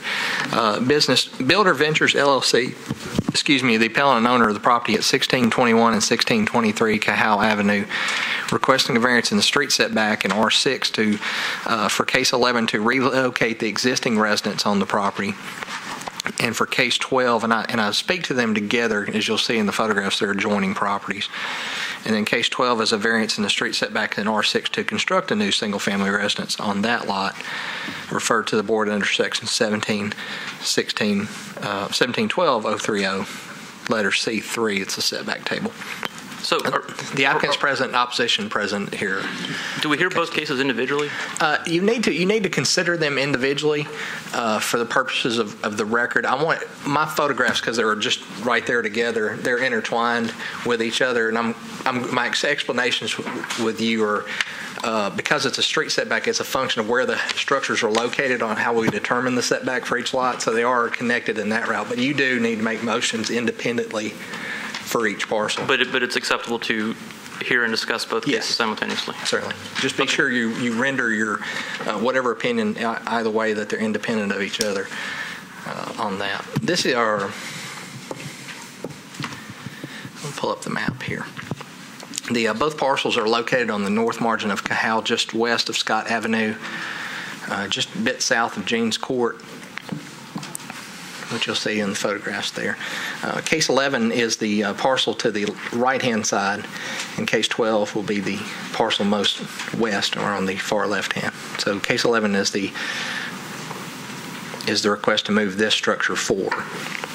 Going over that one first, and the site plan references both, but the request in case 11 is to move the existing residence on this middle tract which you see here. This is the subject parcel. There are two residences on this lot. The residence to the rear is a legal non-conforming second dwelling on the lot. So this lot has two houses on it. The request is to take this home and move it forward. In doing so, what we do is look at the adjoining lots on either side to determine the setback. On the far left, which would be case 12, this house does not exist today. This structure back here is a grandfathered boarding house located at the very rear of the property. I don't know if there are folks living in it currently. The applicant can address that on this thing. But what we do is take the average setback of both structures. That would be this one that's way back and the one that's here at 65 feet. Cahal Avenue, the required setback, based upon those two, is 52.5 feet is their required setback. This one skews the average. It's almost like a mathematical outlier in the thing, but 52.5 feet is the required setback for this lot. They're proposing 30. The request on parcel 11 is to bring this house forward at 30 feet. The request is essentially to line up with the homes further west on Cahal. They're of a similar setback. Joey, so in your site plan, the parcel on the right that I'm showing you is this residence here. You said that the desire was to line up, but it seems like on the site location map that is provided to line up would be closer to 38 feet instead of 30. Why is it 30 being requested? I'll let the applicant address. 30 covers to the covered front porch on the front. To the front wall of the residence will be 35 feet. He's proposing 30 in that location. And what is a grandfathered boarding house?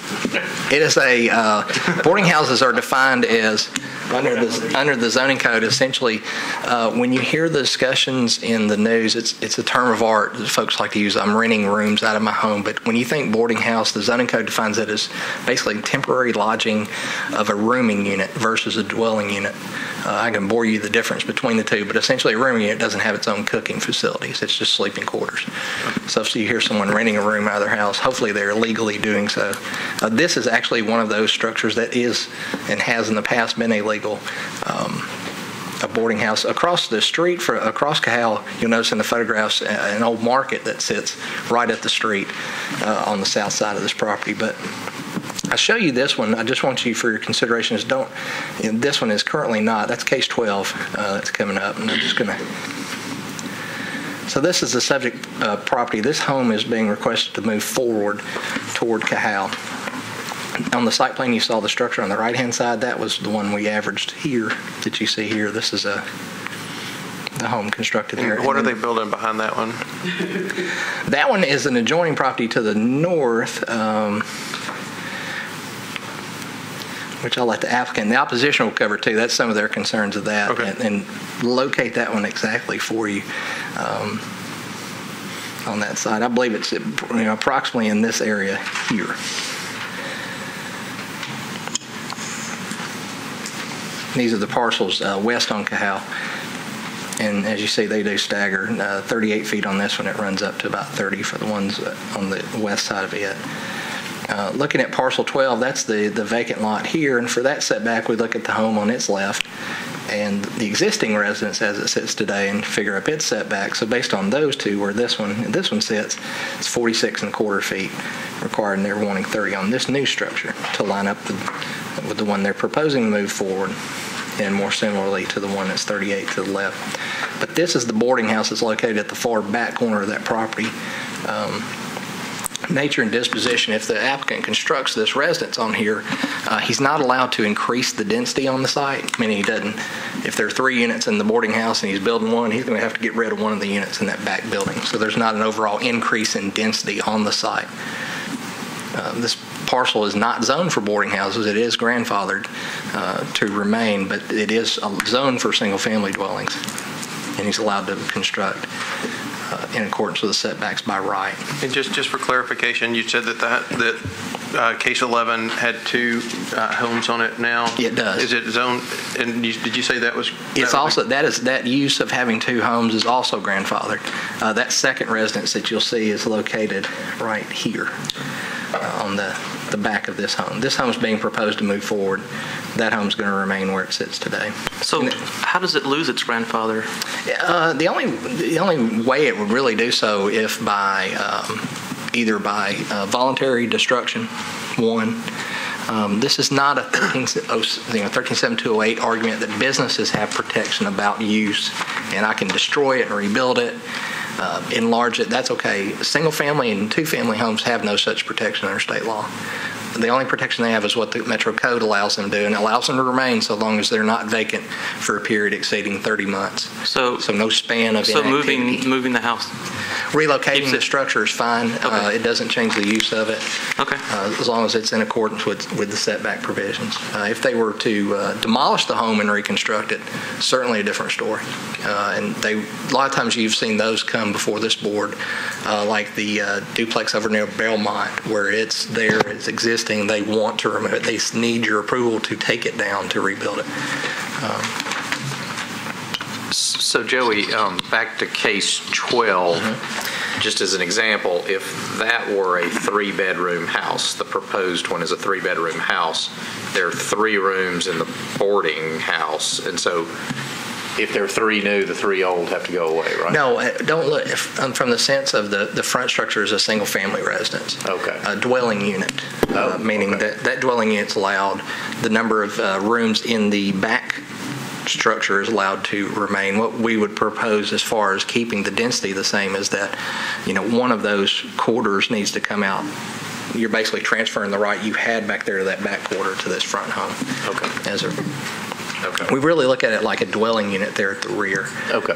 Multiple dwelling units inside that structure. So in other words, if we grant 12, that boarding house in the back needs to be shut down, right? Or it would need to come down to 11 units. Let's say there were 12 units in the boarding house. And they're proposing the single-family unit up front. One of those units has to come out. Okay, got it. The records are indicate. We go back, as it was 60s, finding the city appeal cases on this structure back here. There's not a question in our office that it's grandfathered. There will be questions at the permitting time of how long has it been vacant, how long, if so, for how long, to make sure it still retains its grandfathered use. The applicant can discuss with him what plans he might have for the structure. I don't know that. The market I was talking about, interesting enough, is right here. It's on this little narrow parcel. I was surprised to find that. I've driven our streets for the past 16 years and never knew that was there, which is interesting. I discovered it upon a visit there across the street. These are the homes, again, to the east of case 11 here, and then across Cahal. But back on this subject site for case 12, that's the new home wishing to be constructed at the front of this lot with the old boarding house to the rear. Its interrelationship is based upon the existing structures as they sit today to figure out setbacks. So again, you need to deal with them independently of whether he can move this existing structure in the center here forward, deal with that, and then talk about the new construction over on the left parcel. If we approve the one on the right, doesn't that change the setback calculation? No, we wouldn't. I guess it would ultimately, not as part of this appeal. There's an argument if you grant it and he moved it and then applied for a permit. I'm just giving John Michael things to think about. Yeah, I can see by his laugh lines around his eyes he's trying to process all I've walked through, make sure I haven't steered you completely or given him flop sweat. So we're good. But with that, I'll turn it over. There are two parties here present opposed to case rep concerns out there, and with that, I'll turn it over to you guys. Good afternoon. I'm Michael Matthews, Matthews. I'm the owner of Builder Ventures. I put a pretty detailed comment sheet with my application for the request. There was a typo. It said one lot. It's actually two adjacent lots. I'll go ahead and read it off real quick. I'm not going to need all this time, and the opposition will probably want to use it. The subject property is two adjacent lots. These two lots are not typical for the area, with structures having extraordinary deep setbacks that are not even similar to the vast majority of the residences going along the vast majority of Cahal, beginning at Gallatin Boulevard, continuing all the way to Riverside. So the closer you go to Gallatin, the closer the houses get to Cahal. And then the closer you go towards Riverside, the closer the houses get to Cahal. This is kind of a little bulbous area where there was some setback. Maybe that was the original development back in the day, in the late 1800s, early 1900s. As far as the boarding house, I believe that was a barn of some sort at the turn of the century, and I think with the Model Ts and such, I think they could just drive them in there and then they converted it to an auto barn, and then at some point it was turned into a boarding house.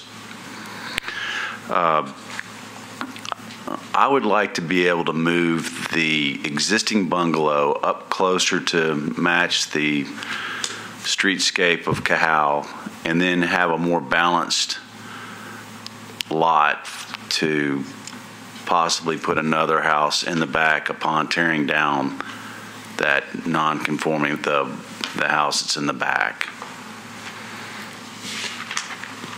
Joey, I thought you just said you couldn't tear the house down and build another one. Don't I have by right? Isn't it zone duplex?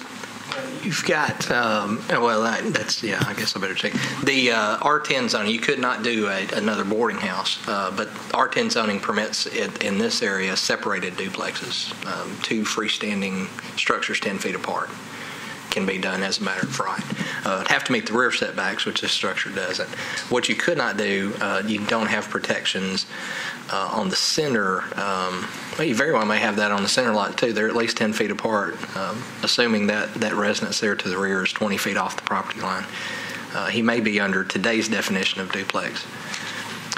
And from what I understand, the list of criteria is from most important to least important. So I approached each point.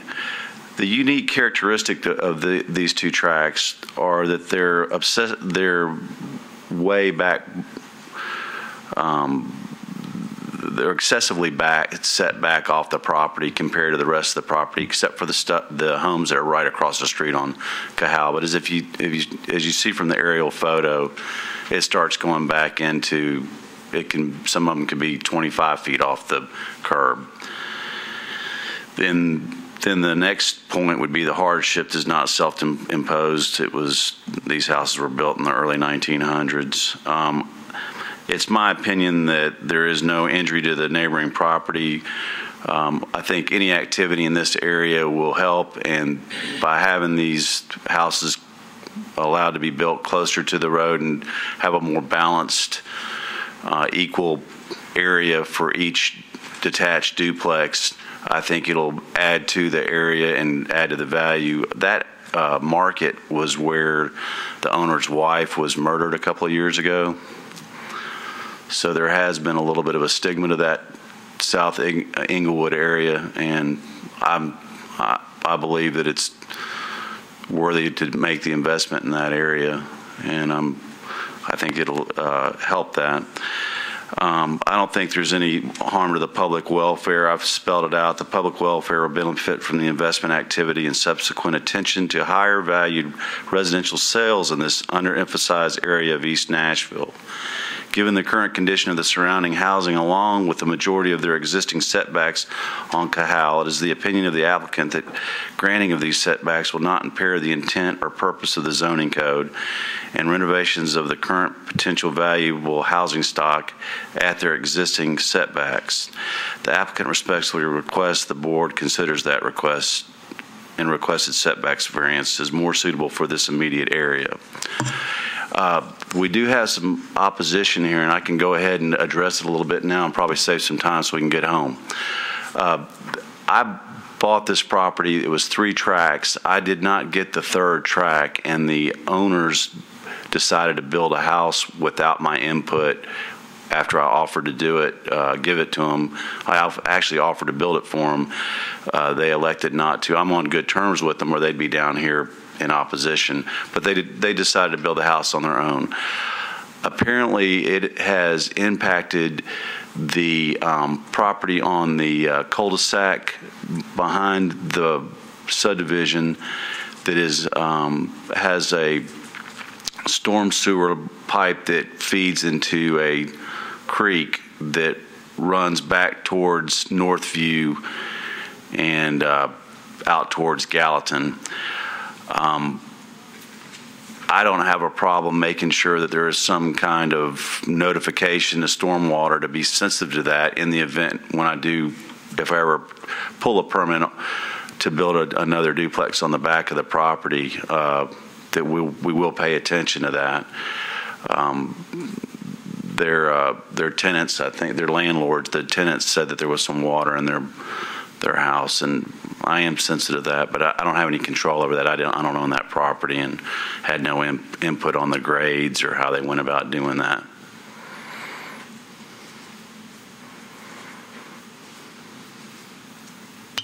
Questions? Okay, then why don't we bring up the opposition? Okay.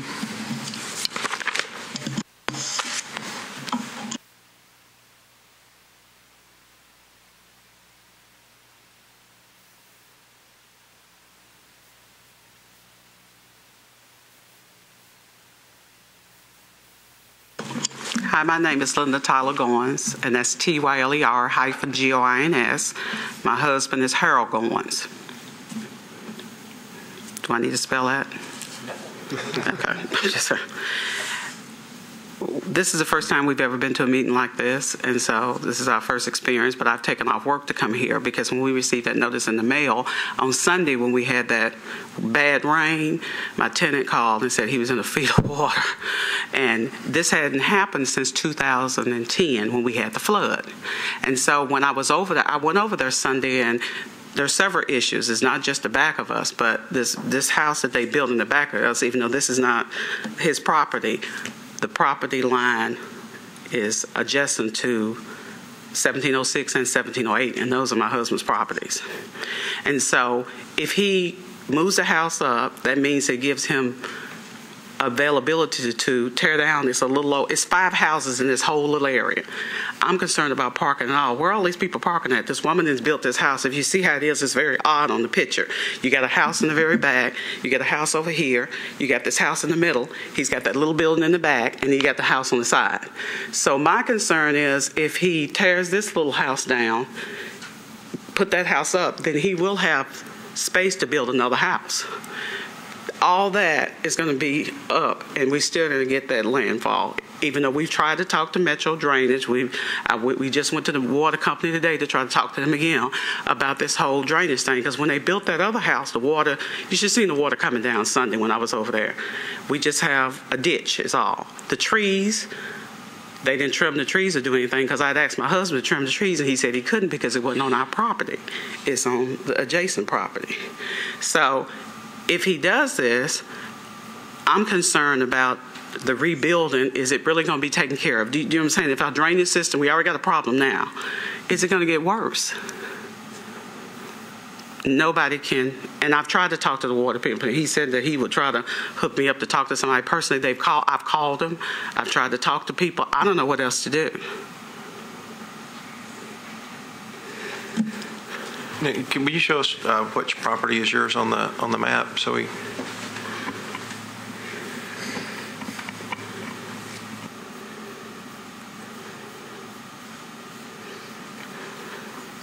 The 2 red parcels are this gentleman's location. I think that construction.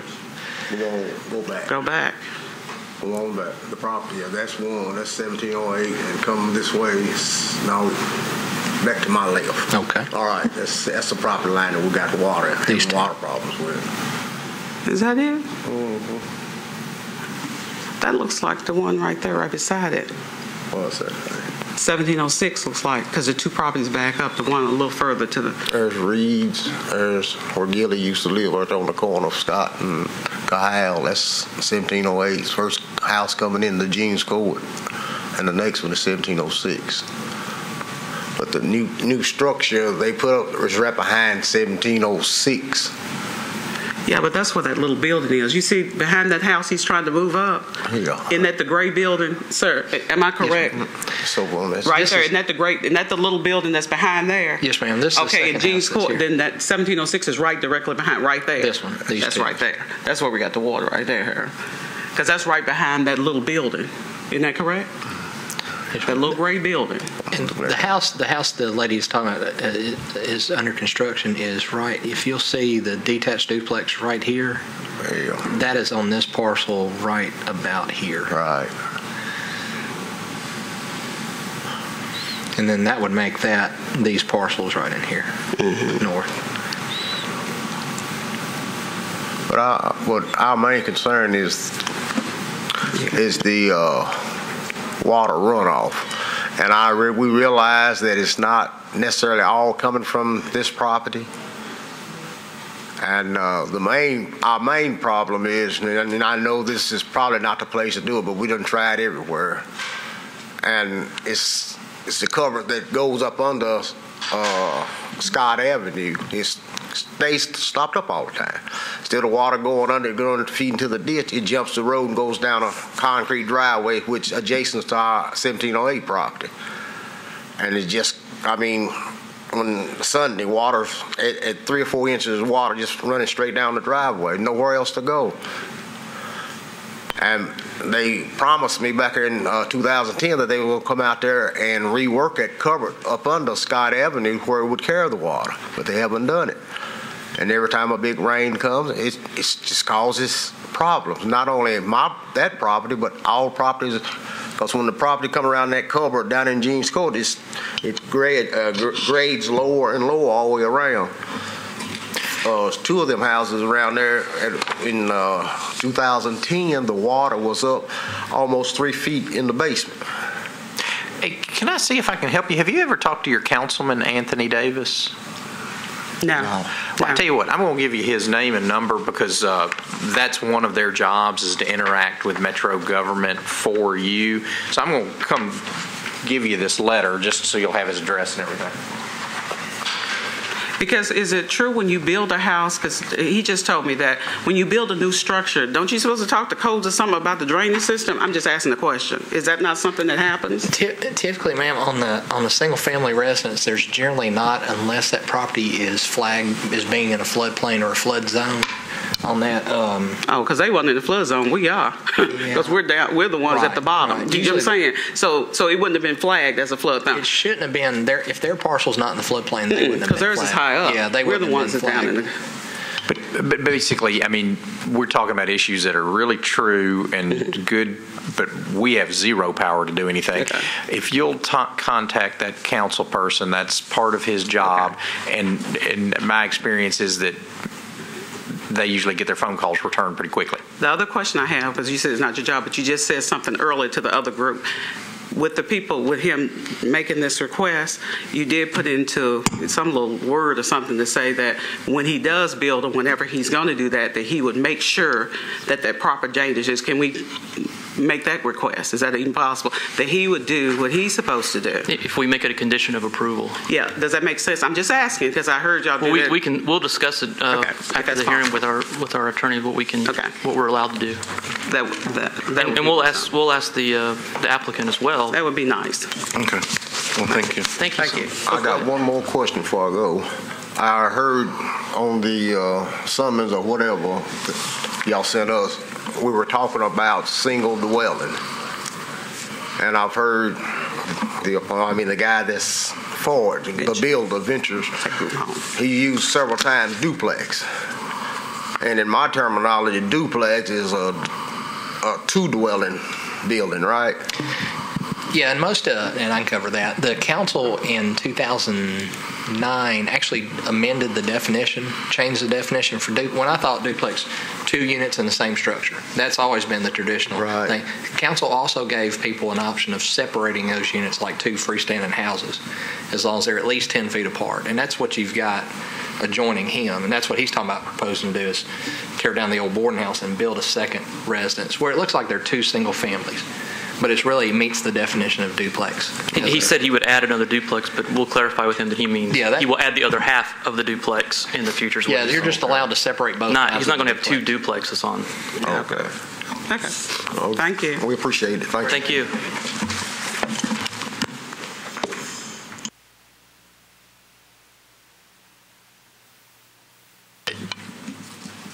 You have the opportunity for rebuttal, and I think there's some questions for you as well.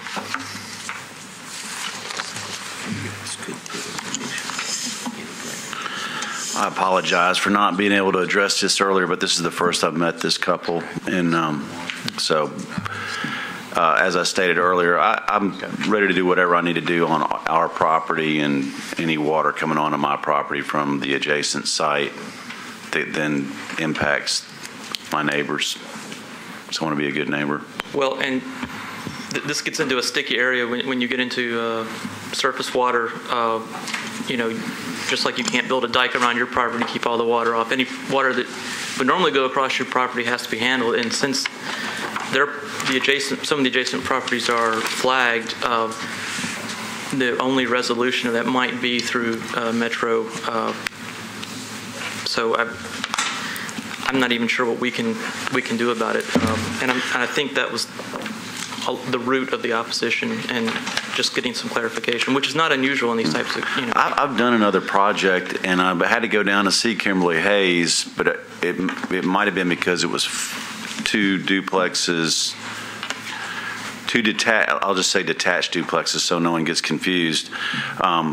where it ended up being 4 units, and so I had to go through a drainage review with her and make sure that we were dealing with our with the water runoff, and so I was assuming that we'll right. And I'm not aware personally what that means as far as cost. I mean, we're hesitant to tell somebody you have to do something that you would normally not have to do, but you at least are familiar with that process, so.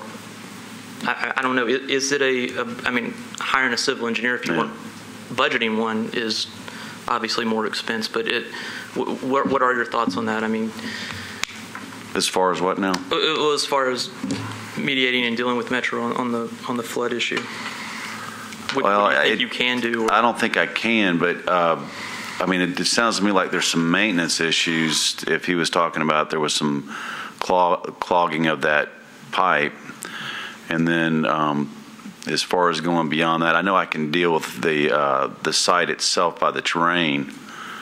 You know, I will say this, I don't want to burn my brand. I mean, I want to be able to go into other areas of South Inglewood and North Inglewood and East Nashville. And if I get a stigma for going out there and building junk and doing, bad grading and getting the neighbors where they have to take my runoff, it's not a good business model for me. So you wouldn't be opposed to a condition that says that you would go through a drainage review with the appropriate people at the Metro? No, I don't have a problem with that at all. That seems like a reasonable solution. So what is your actual hardship?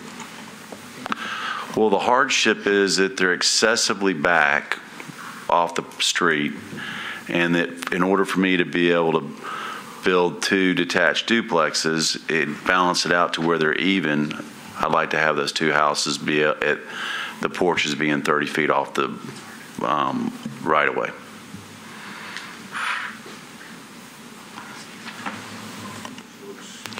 And that area, that unique little spot, is not consistent with the rest of Cahal. That the rest of the houses are anywhere from 20, 25, and 30, going back to Gallatin and over to Riverside. So it's pretty essentially a financial gain, right?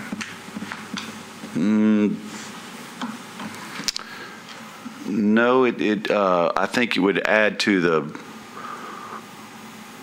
I think right now the property is hard to develop. Well, there's always going to be a financial aspect to it, but the primary focus is not financial.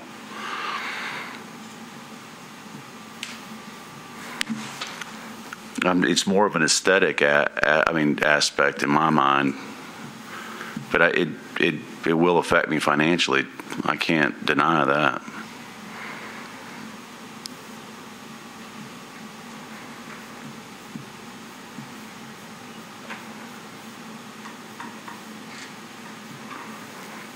Does the property, is it fairly flat? Does it slope? It actually slopes. I was getting ready to say it slopes from right to left, and right behind the barn or the boarding house, that's about where the stormwater pipe becomes a creek. Actually, it's a stone-walled. It becomes a stone-walled creek, and then it becomes a riprap creek that runs over some culverts that are poured culverts that were probably put in after the big storm, after the big flood. Well, part of what we have to find, and we have to agree that it is a hardship, and that gets a little fuzzy. And from my reasoning, the hardship would have to be something that says, if it were not for this hardship, I could build it within the regular zoning and other code parameters. So were it not for hardship, fill in the blank, I could do this. So we have to be able to find a reason that you can't use this property as it's zoned. Well, if it weren't for the excessive setback and the way they're going to figure the setbacks, if I just went through went through the permitting process, I would have an extremely excessive setback. Well, can I ask a couple of questions? Did I understand you to say you're going to take that boarding house down if you I haven't made that decision yet. I really want to see where we got at this point on this. It has some potential to become a house. It's kind of cool. There's some coolness to it. I mean, I hate to use a word like that, but it's got a stone. The basement is a stone wall basement with some windows, and it has a lot of potential to it. Well, okay, but let me ask a question, Joey. Isn't it the boarding house that's throwing the calculations of? Did I understand you correctly when you said that? On this lot, yes. This house, this residential structure figures into the average of these two. Right. So on the first case, 2011, it's a structure which could potentially come down, which is skewing the average. Yes. To put it all back. So I mean, this is just daydreaming, but is the hardship actually the grandfathered boarding house that could conceivably come down? And I am hearing that from him. It's hard to conceive it in a way because it's hard. It's also hard to say, and I don't want to say it for him. That's kind of why I was asking earlier about if we grant one, does that change the calculation? Yeah, and I guess what I'm saying not is to bootstrap it, but but if he did agree to take the boarding house, well, anyway, but that could conceivably be. Well, let me ask it in the form of a question. As a condition, and I'm asking this to Joanne, our lawyer, and you, but primarily to you, as a condition to get the setbacks where you want them, would you be willing to or as part of the condition to tear down the boarding house so that your calculation would then not be so odd? And instead of finding a compromise between however many feet that is, 100 feet, 200 feet, you see what I'm saying? If the boarding house weren't there, your calculations change. Is that correct, Joey? I kind of, well, yeah, this may be for discussion. I just see the hardship as being, it's a lot that's just not like the others. And I think the way the rule is written, where it says take your next door neighbors and it's the average, I think in most lots it works. And if you look at the aerial, almost every house is pretty much lined up. And it's assumed, you take the average and that's where it needs to be. But it doesn't seem to be written for these outliers. And to me, if it's that dramatic of an outlier, I personally would consider that eligible for hardship. So that's just how I look at it, because I do think it's very different. I think the rule was written to help things fit in. And I think that sometimes you have to adjust things to fit in. And I think that, to me, that's the hardship. Now, whether or not it makes sense, again, getting into discussion, to do all that and to have 4 homes on that property, that's for later. Right. Oh, well, and let me ask one other question. Is the adjacent property, the so-called third property, is it accessed from your property? There is a shared drive. See that drive right there? Right. I'm gonna relocate that to be along that property line. Okay. But is there an where easement that there, tree is, excuse me? I'm sorry, is there an easement now, or is it just? No, there is a recorded easement. Okay, all right. I got that down when I closed on it. Okay.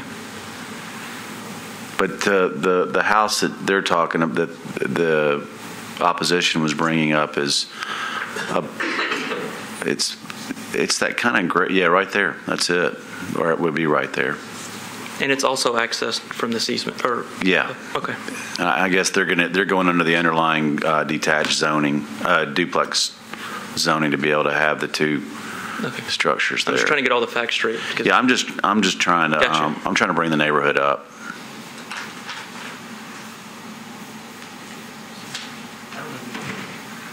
The front structure is a trailer on the that, yeah, right there behind that truck.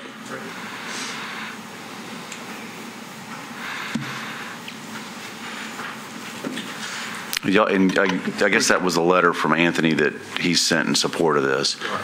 Which they are permitted by law to build in there. Oh, yeah. Mobile home or dwelling, whatever. So. I'm sorry, I was talking to our counsel. Did we ever get to the point, you're still not committing that you would take down the boarding house? I really don't want to. I don't want to make that commitment right now. Okay, any other questions? Okay, then let's close the public hearing and have discussion.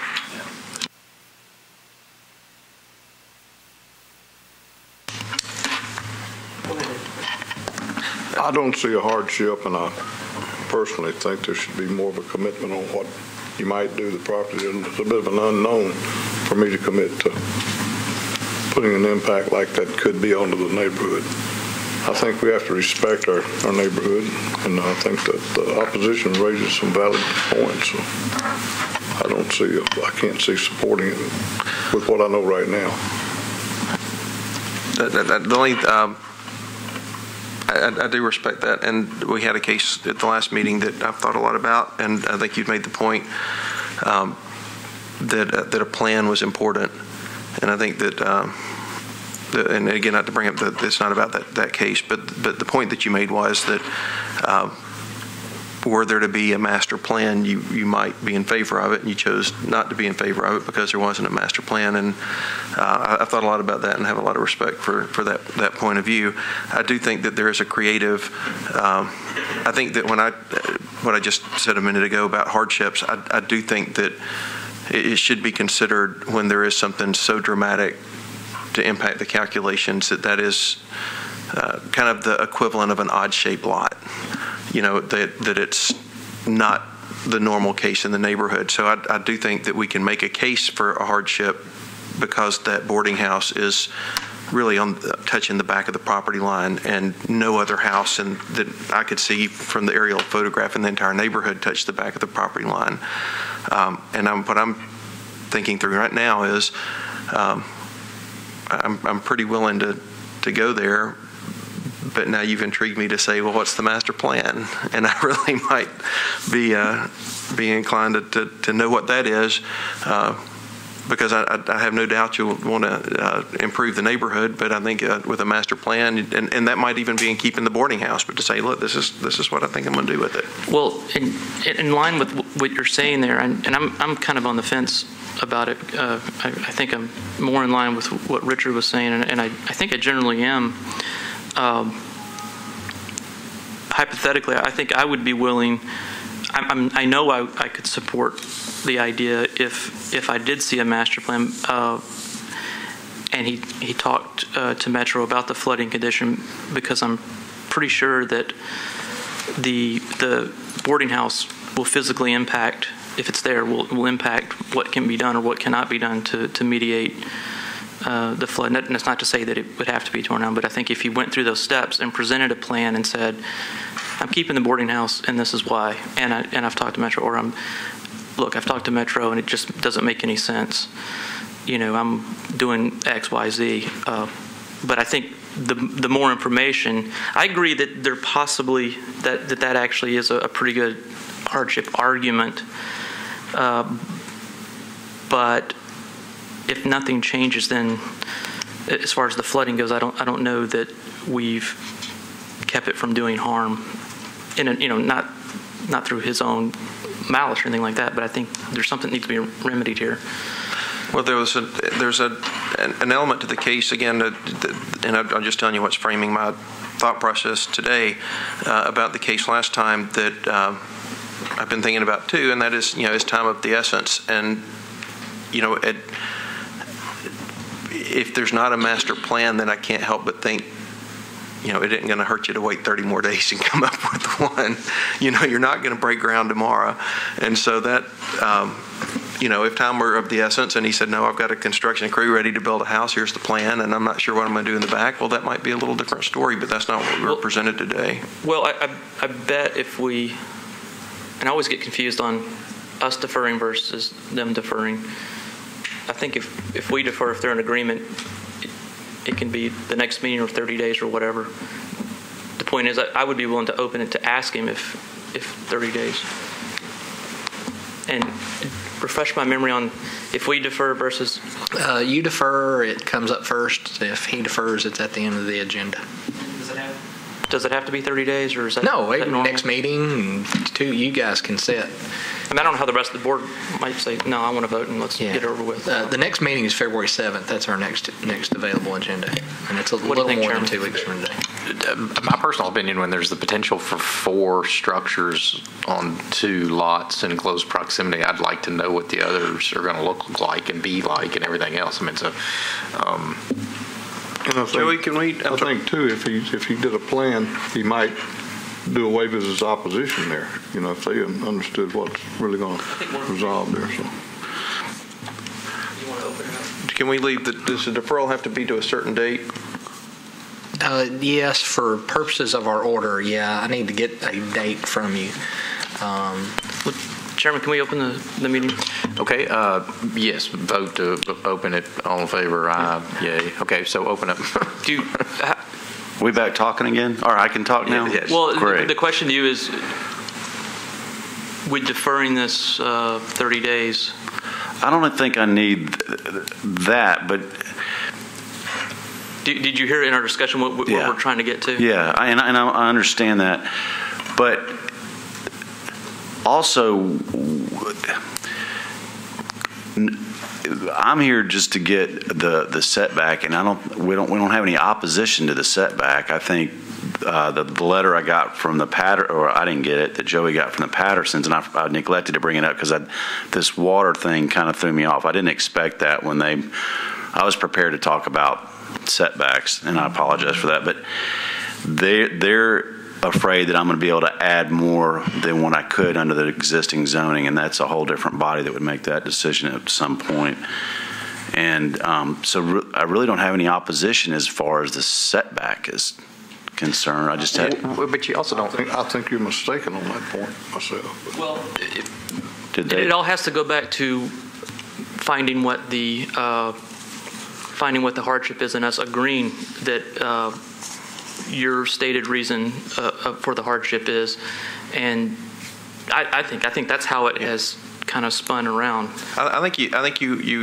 I mean, I can't predict, but my sense of prediction is that you might have a 50-50 shot on one of the pieces of property, and you wouldn't get the other because the other is completely for financial gain. If we're just talking setback, if you're talking other aspects, master plan, it addresses all the concerns of the neighbors in terms of what you're really going to build there. I think from what I hear, you probably have a pretty good chance at all of it. Okay. Because it does make a lot of sense for what you're talking about, but if you're taking these things individually based on strictly a setback, it goes to, well, what's the reason? And you heard raise issues that I think wouldn't be in your interest.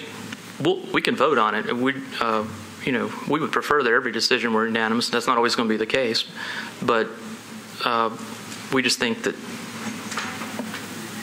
I'm not counting votes either, but I think you would possibly have a better chance. Yeah. And I would feel more comfortable voting approval. You just heard 3 folks say that they would really like a master plan. I don't know what that means. I really want this to pass, so I would like to get a deferment to the next meeting. I think I can scratch something together that quick. I'm sorry. I think the question is whether you would be opposed to us setting that deferral. It makes a difference in terms of okay. In terms of how you follow on the docket. Right. Yeah. If we defer, you get to go first, which is a courtesy to you. We would like to do that if that's what you'd like. So just tell us what you want us to do, and we'll accommodate that. Yeah. Whatever would get me here quicker and out of here quicker, that's great. And before we close the public hearing, I would suggest that you talk to the Pattersons again. You probably already have some today. They're not the Pattersons. Oh, I'm sorry. You're right. I'm sorry. I would talk to the opposition, and if you need to go through the councilman, but definitely talk to Metro about the flooding, and any information you can bring back is helpful. The Pattersons that wrote this letter concerned about the density own the 3 tracks that go around that little shop. That's right. I forgot. I did read that. Okay. We can close the meeting. Thank you for your time and your consideration. Synthesize for my simple brain. We're deferring at this point, we're not sure we see the hardship. I'll make a motion to that effect. Great. All right, so we'll close. And okay, yes, close. Okay, it's closed. Hope you, unless you don't want it. No, I wanted to. Okay, public hearing's closed. I do too. So if you make that motion, I think what Joey would like to see is a specific date. Next meeting's, well, the applicant's discussed, he'd like next meeting. Next meeting's February 7th. And that's a little more than 2 weeks away. Does that give you enough time? Do you have to do any notices or anything for deferral? No, not at all. Okay. Deferrals do not have to be noticed. I'm doing it as a courtesy on the Antioch Pike. It was a procedural issue.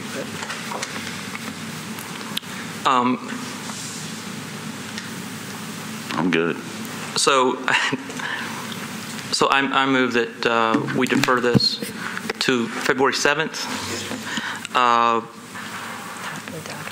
And it'll be at the top of the docket, and that to give the appellant time to speak to Metro and address any other opposition issues that were raised today. I'll second. Got a motion, got a second. All in favor? Any opposed? Passes. That was for 2011, and I also have a motion for 2013-12. Okay, great. I move that we defer this case to second on the docket so that the appellant has time to speak with Metro about the flood issue and address the opposition issues that came up today. I'll second. Got a motion, got a second. All in favor? Any opposed?